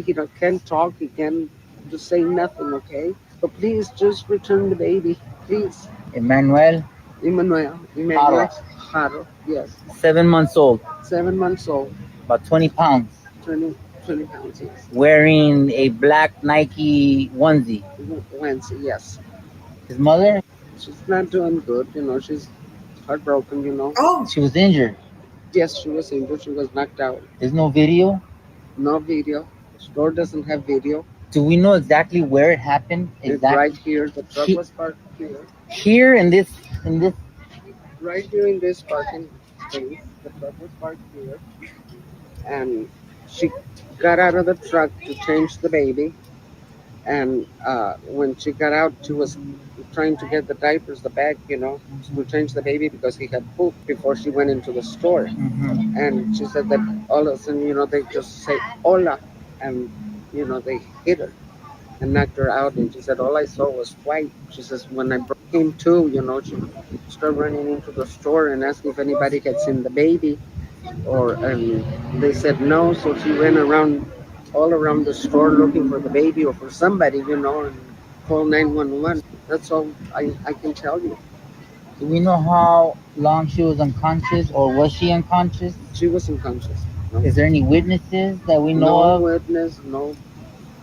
Any leads at all? Any the police? Any? Nothing. They don't tell us nothing. That's the worst thing, you know, that they don't tell us nothing. I'm so sorry for. Keep your eyes open for this baby, please. Just. No, we just lost a grandson. We just buried a grandson last Tuesday, but we can't go through this again. Please, just bring us the baby. Just tell us where he's at. You know, just leave him somewhere safe, please. We're gonna do our best to help you. Can't go through this again. Just like God just bring the baby back. His grandma. That is wild. You know, I thought it was interesting. In Yucaipa, California. I thought it was interesting how she says like, "Oh, we don't want to have to bury." I'm like, why would you think of that right off the bat? Am I thinking too much into that? Okay, let's watch this clip by Law and Crime. I thought this was interesting. This was a guy who, I guess, interviewed them, Jake and Rebecca, I believe. I thought this was really interesting. On pressenterprise.com, and he just spoke with Jake Haro in jail. Big interview here, Brian. We really appreciate your time being with us on Law and Crime. Let's get into it. What did Jake Haro tell you in jail? Well, his interview was different from the one I did with Rebecca, in that Rebecca stuck with the account that she was the victim of a mugging, that baby Emmanuel was kidnapped. And Jake did not say that. He didn't say there was a kidnapping. He didn't say there wasn't. All he said was that Vanessa was innocent. And I asked him directly. Okay, so Vanessa is his ex-wife that had promise with. I have an article that I want to read on her too. And if you want my opinion, I think Vanessa, she got charged, and I think definitely she's an accomplice to that. I see Callie says, I heard a rumor that there's a video of her in front of the Big Five from across the street and they caught her on the ground. But if they have that video, they would have the video of the kidnapping. Exactly, Callie Dine. Exactly. And Kai Aesthetics gifted a membership. Thank you, love. I appreciate you. That really helps the channel, helps support the channel. Thank you. You're so kind. And welcome Jamie Joseph to Milliverse. Thank you, love. That's really nice of you. Yes, so generous. Okay, this, so he's talking about Vanessa right here. Are you responsible for the disappearance of Emmanuel? And all he would say was, well, I can't really talk about it on the advice of my attorney. He was unaware that earlier in the day that Mike Hestron, the Riverside County District Attorney, had said they believed that Emmanuel died from ongoing abuse. And so I told Jake what the district attorney had said, and he said, that's not true at all. But what he didn't say was there some sort of short-term abuse? I asked him, was there an accident? I gave him, lots of avenues to go down, and he just wouldn't want to talk about that at all. So you wonder what is there? Considering that he, the big question that you and everybody has is like, what happened to baby Emmanuel? And he agrees to this interview. And yet when you ask that question, you kind of get a non-answer, based off legal advice and all this. Why do you think he agreed to do the interview? Well, he seemed to be a talker. He had points he wanted to make. And the way I approach these interviews is always, I'd like to tell your side of the story in our newspaper. And for a lot of people, that's just irresistible, especially when they feel like they've been wronged, or maybe sometimes they feel like they can say something that would be favorable to their situation. But what he really wanted to talk about in length was his 2023 conviction, where he pled guilty to willful child cruelty. And I didn't put a lot in the article just because I wasn't going to be able to get the other side of the story, but he really dumped on his wife at the time, Vanessa, about her possible role in the very, very serious injuries to their daughter, Carolina, who is now permanently bedridden. Jake had said that he was bathing the baby, and she slipped through his fingers and hit her chest on the sink divider, and that at the time it did not appear she was injured. But then later that night, in the middle of the night, Vanessa woke him up and said, hey, there's something wrong with the baby, and he felt her sides, and he felt a crackling. And that was a description that was in court documents, and that was the description he gave me yesterday. And he made various accusations about Vanessa, about her suitability as a mother, and about the way she was conducting herself that night. And he made it clear that he thought he was innocent. He made it clear that he wanted to take the case to trial, but that he felt like he got pressured to make a plea. And he thought the sentence of 180 days in work release, where you show up to the jail and then you're let go at night after picking up trash or whatever, and a suspended 4-year prison sentence was fair. In his words, he said the judge thought he was innocent. Now, I plan to get the transcript from that hearing and find out exactly what was said. Yeah, because yesterday, the DA in Riverside County, in the news conference, very much the opposite opinion about how all that went down, and said that the judge had even said that Jake Haro got a break. The incident happened in 2018, and then the case is done in 2023, which was an interesting timeline. When you spoke with Jake Haro in jail, what stood out to you about his body language? He was sweating. He was wiping his face. Of course, he's in a jail, and it's 100 degrees out there in Banning, so I don't know what sort of air conditioning he had in there. He didn't seem scared. He didn't seem worried. He seemed more about getting his point across about how he felt like the district attorney and other investigators were making the assumption that just because he had the 2023 conviction that, oh, he must have killed baby Emmanuel. He feels. Yes, we think that. Absolutely. I know. Callie Down says, what? Innocent? It's clearly obvious to me someone made a mistake, right, S. Stubbs? Scared? I know. And of course Jake is sitting in there just sweating because he's in jail. Like, he's not going to show fear. He's not worried. He's done this before. He's a murderer. It's like that they made that leap without evidence. And so that's what he's concerned about. But he wanted to talk. Allegedly. Very definitely. Did he, even though he gives kind of and the advice of the lawyer, I can't really talk about this, talk about that. And then like sometimes for me in an interview, maybe you try to take, you go left and they say, not there. And then maybe, there's other little pieces you can try to peel away. Like, did he give any nugget whatsoever that stood out to you as far as what we've heard? He was on TV saying, please bring my son home. And then now he's in jail. Did he say anything that kind of stood out to you that kind of piece together what he might think happens, or no? Obviously he knows what happened. Yeah, obviously these are, he acknowledged that these are very serious charges. He acknowledged the people that have been calling for his hide, the people on social media. He really didn't offer much about, the search, resuming the search.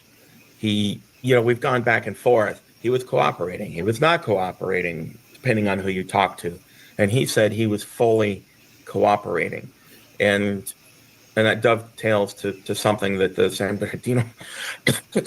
Bernardino County Sheriff Shannon Dykes said at the news conference, that they had been receiving cooperation from suspects.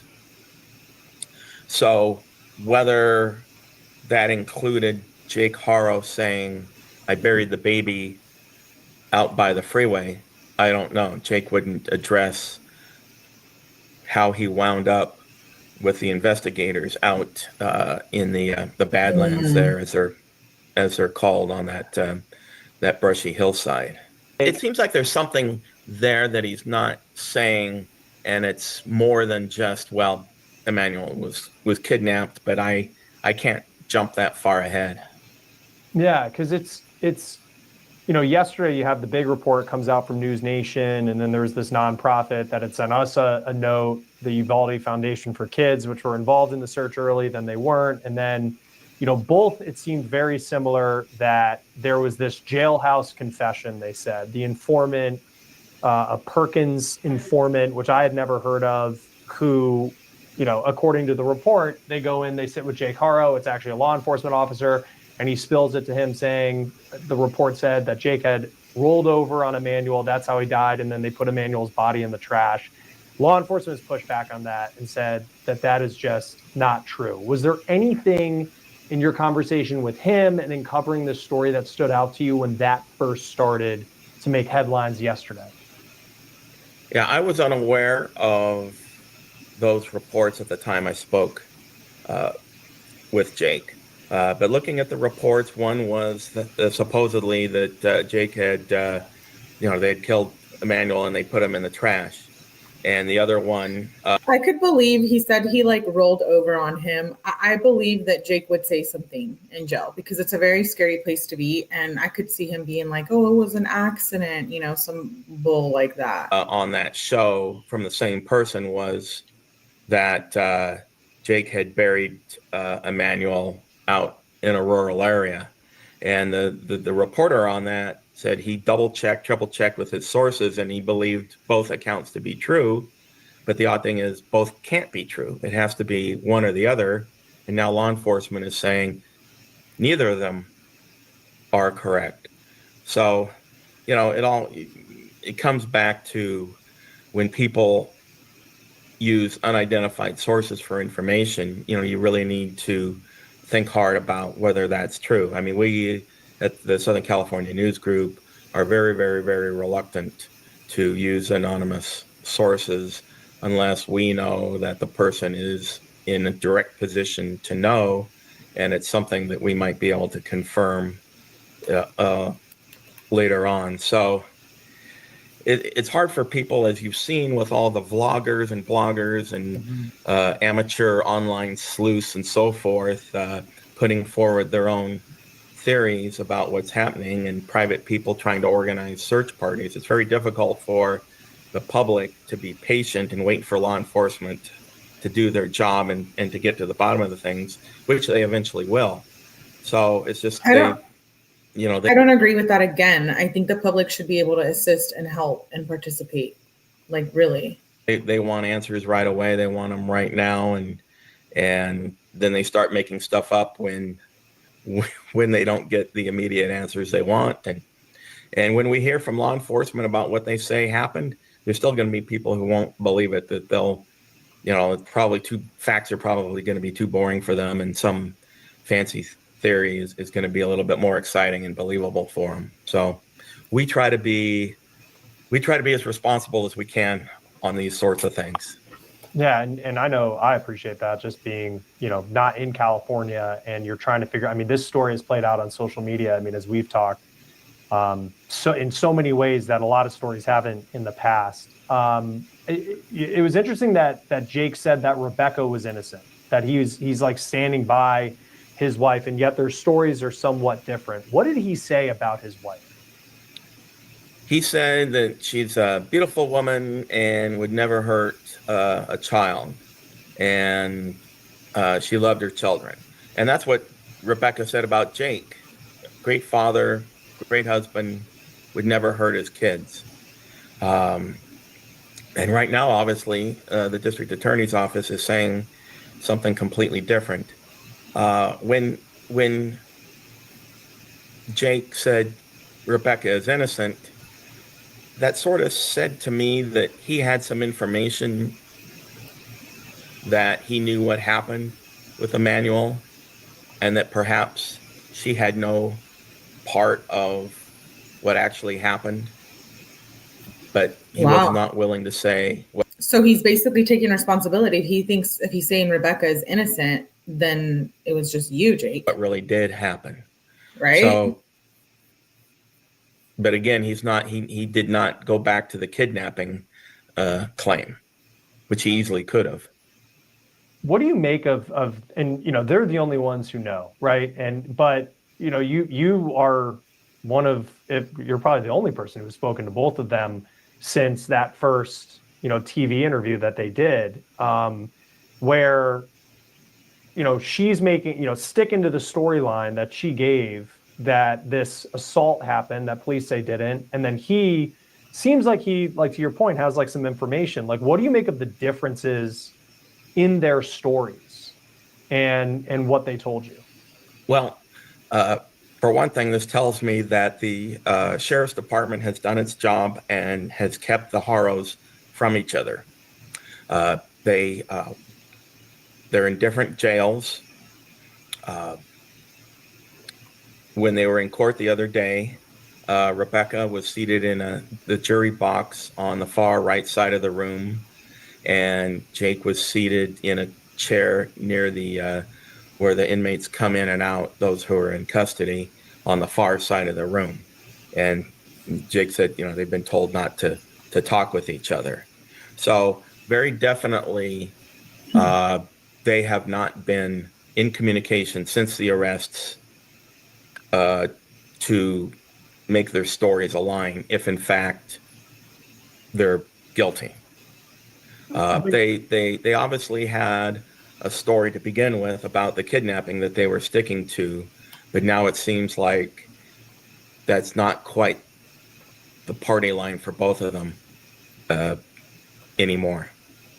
Did anything stick out to you, when they entered court, assuming that's the first time they've seen each other since their arrest, and to about just how they looked at each other or any of the interactions they had? Yeah, I didn't really, boy, this hearing was 3 minutes, so there wasn't a lot of time for things like that. They are instructed. You do not signal, look at, smile, wink, nod, anything like that to any other person. And they were let out separately. So I don't think that, I didn't see them acknowledging each other.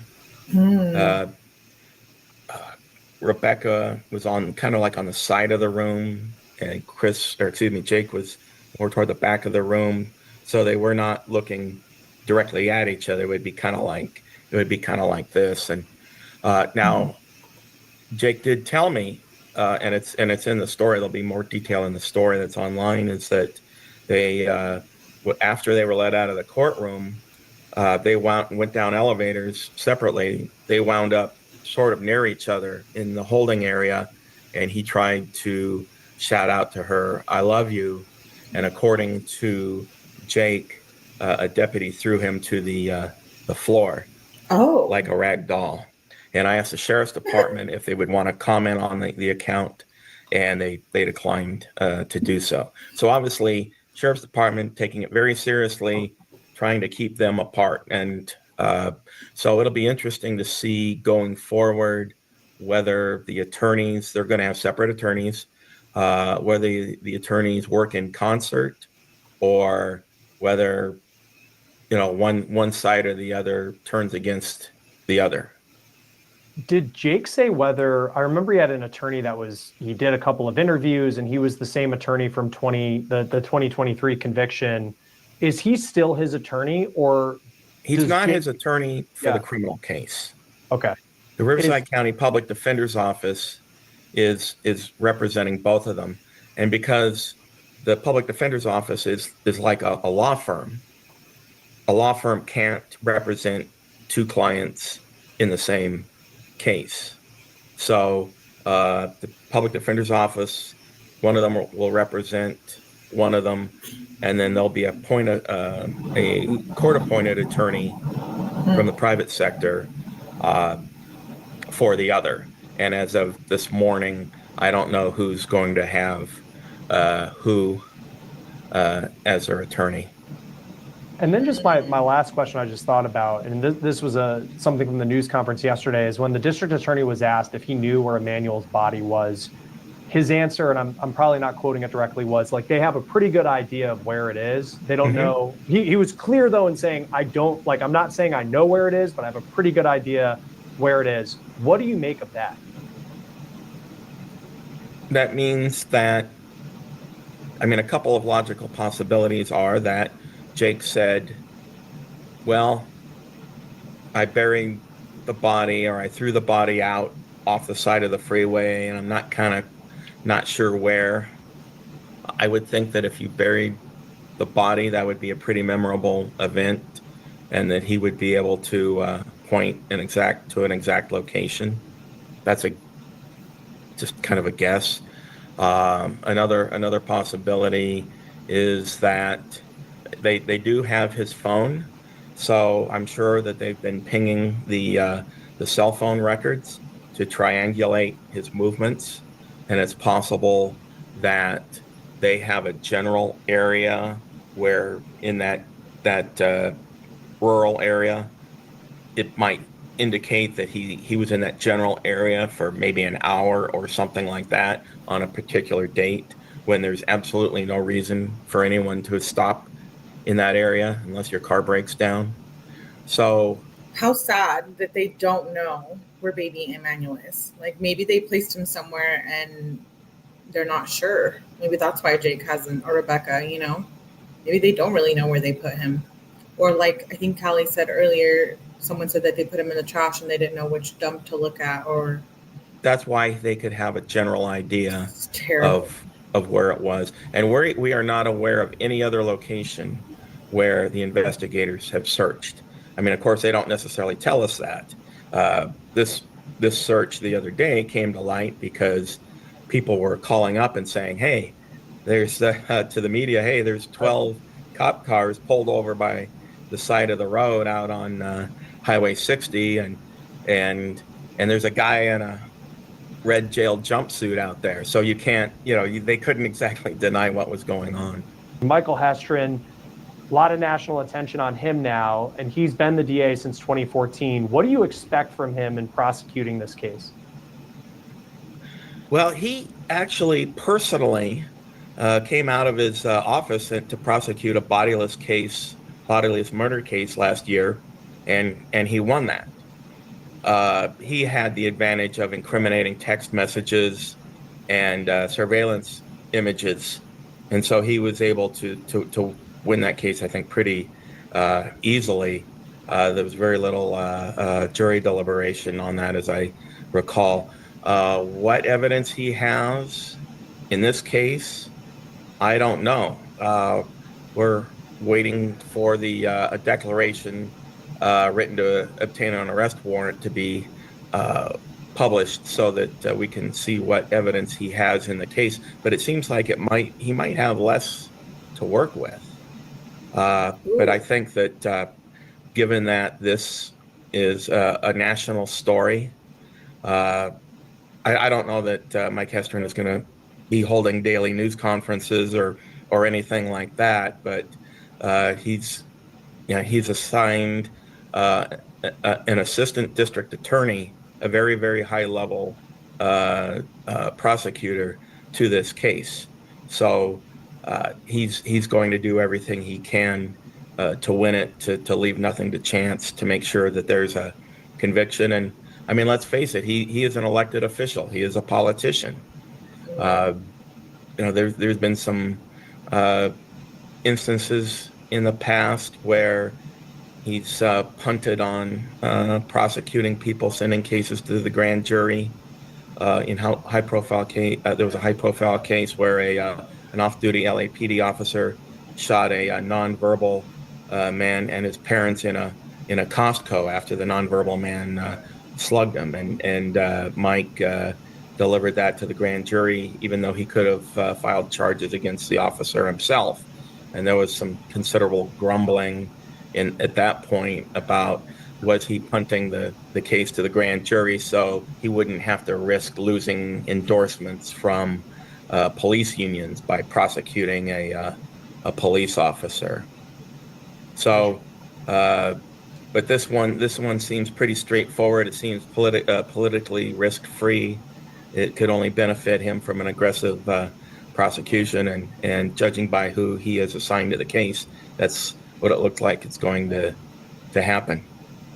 Right. No, and that was just like an interesting part where it was some information and like a big development, but it wasn't directly, we know, and that's kind of the possibilities that have been put around. It's just, fascinating case, so sad, I think is the biggest part of it is just where is Emmanuel and what happened to him. Brian Rokos.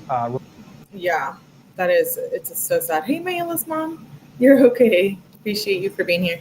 Okay, the last article I want to read you guys is one.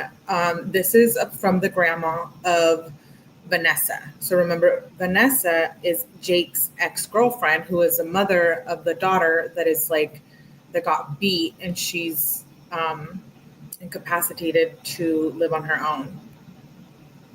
Promise. This is her grandma did like an article, and I wanted to read through it because I thought it was kind of wild. It says the father, wait, did I share you? I didn't share. My bad. And I'll fix the size of this too after this slide. So I thought this was a very interesting article. It says, so Jake Haro and his wife Rebecca have denied killing their son Emmanuel, who went missing earlier. And then they show pictures of baby Emmanuel. Well, this monster, Jake. Why is it every time they get caught, it's like the demon in them comes out, and their eyes, there's just so much darkness. Then there's baby Emmanuel, and then here she is. Here's the grandma. So Margarita Avina, the mother of Vanessa Avina, whose child was left severely disabled after an incident with ex-husband Jake Haro. So here she is, the grandma. And it says, it was truly emerged that Jake had a 2023 felony conviction for child cruelty stemming from an arrest in Hemet, California, while he was married to his ex-wife, Vanessa. On October 13, 2018, their 10-week-old daughter was admitted to the hospital, and doctors told the police the little girl had an acute fractured rib. All of those, all that trauma, we know about that. An officer wrote an affidavit for a warrant that the findings were indicative of abuse, head trauma, child physical abuse, and nutritional neglect. Jake reportedly blamed the baby's injuries on Vanessa. Both eventually pleaded guilty to the charge in 2023, but escaped jail.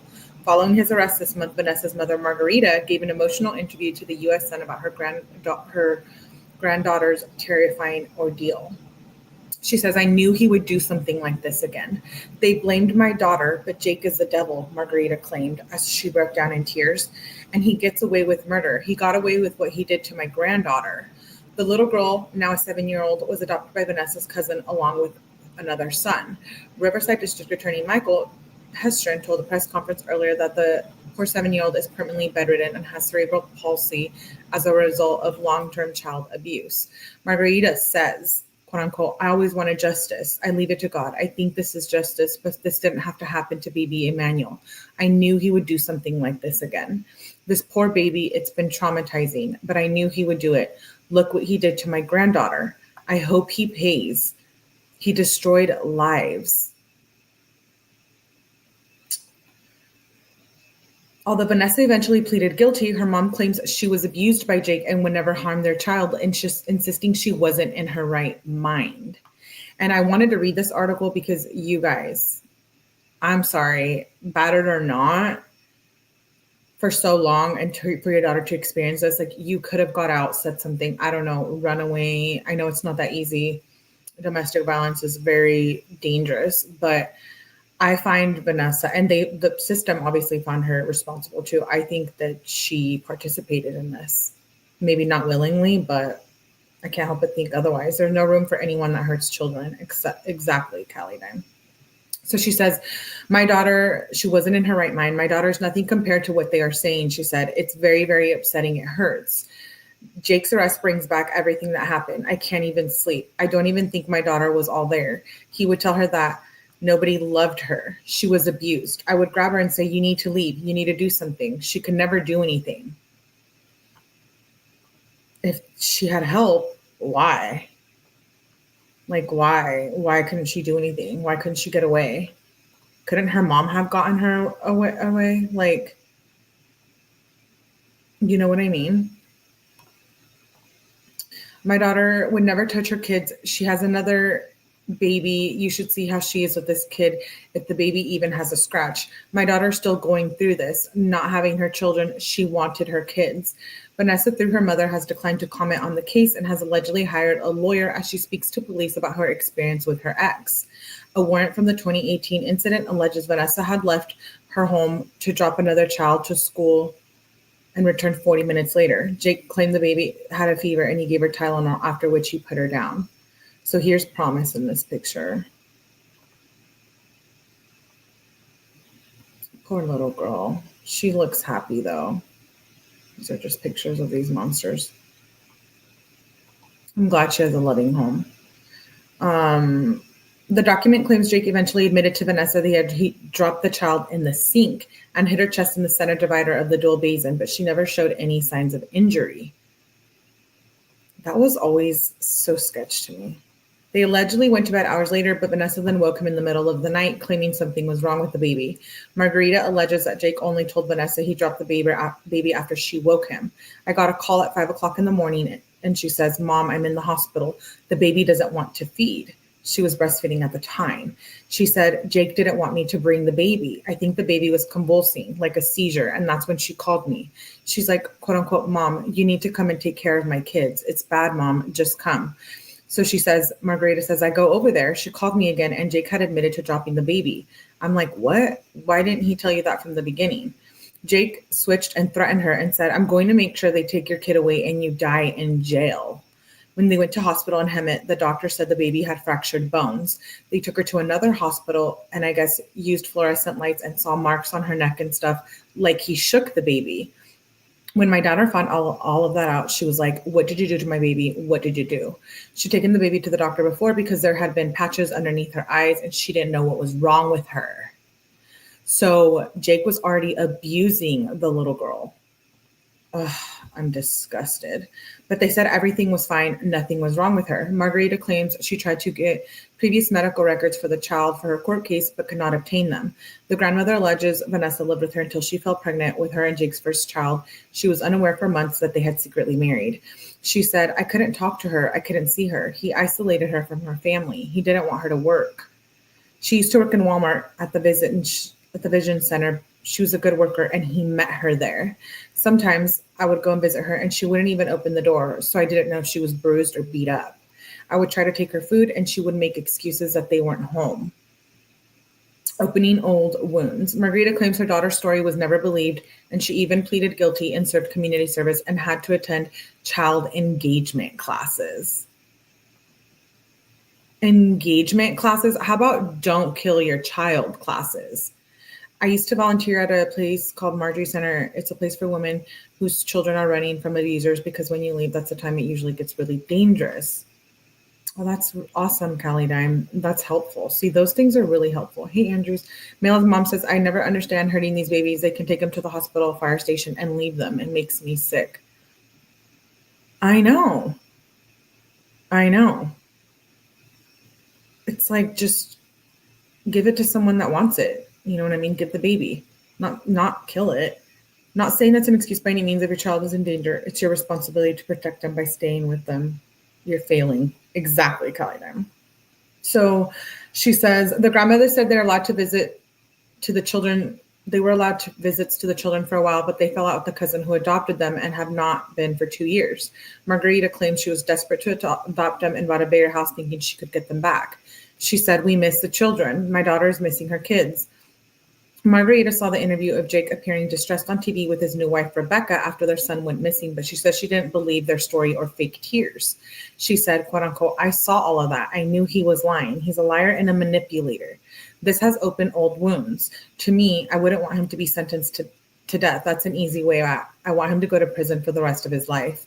Jake and Rebecca are each charged with felony murder and malice, along with an additional misdemeanor charge of making a false report, $1 million bail. Their next arraignment is September 4th at 8:30 a.m. Margarita says Vanessa, who has an older child from a previous relationship, along with her new baby, struggled to get her life back on track, but is now doing well. I talk to my daughter every day to see how she's doing. She's got her own place and everything. She works again and has a new partner, her baby daddy, but she doesn't let anyone be with her kid. So I thought that was an interesting article from the grandma of Vanessa, who is the mom of Promise, who is the little girl that was beat by Jake. And now, she's in a wheelchair and she can't even swallow, I don't believe, from the strangulation. She was handicapped due to the abuse. Exactly. So, like Callie said, it's your job to get away and you're failing. So I think Vanessa failed. My heart goes out to her for experiencing domestic violence, but that doesn't mean it's an excuse to get out of a relationship where she might have had an idea. I feel like if she knew how abusive he was, it's terrifying. Promise was beat so bad she only had 3% brain function. Yeah, I know. It's so sad. So sad. So I hope they find baby Emmanuel. We will continue to stay up on this. Please check out the playlist. Check out all the playlists. I will be live in a little bit later today. So thank you for being here. Make sure you guys hit the like button. Justice for baby Emmanuel. I'm praying they hope that they find his remains and hope they find his remains so he can be put to rest, peacefully. It's so sad. Breaks my heart. But I appreciate you guys for being here. Make sure you turn on your notifications, hit the like button, do all the YouTube things. So you you get the notifications for the next video. I'm afraid Emmanuel is in a landfill. Yeah. I think that's one of my theories too, in a landfill somewhere. And I think that he was maybe even gone before August 5th. I don't know why. I just have a feeling. People need to talk more about all the Indigenous women that keep missing. Yes, I did one on Emily Pike. She's a child. That is something that I would love to do here. 3% is enough to do what exactly? Poor kids needs to be helped doing everything. Yeah, it's true. She needs help she's essentially a vegetable. Yeah, that's right, Miela's mom. She is. I don't think she can swallow. I think she had a breathing tube for a long time. She's in a wheelchair. She can't talk, and she looks really happy in that picture. So bless, the cousin who took over and is taking care of her. I hope she's getting the support that she needs as well. It's hard to take care of children that are in that state. So kudos to all those moms. Miela's mom says, I believe he has been gone longer too. Yeah, I think so. I think even like a month to 2 months. I know that's wild, but if it's true, the Tira said that clothes was being given away and stuff, then it was probably a while before. Thank you, Melly. Great live. Yeah, I hope they find him soon and he gets justice. I agree, Kelly. Thank you guys for being here. I will see you guys later tonight. I will have another live. Like I said, thank you, Robert. Thank you for being here. Make sure you hit the like button on the way out, and I will see you guys on the next one. Bye.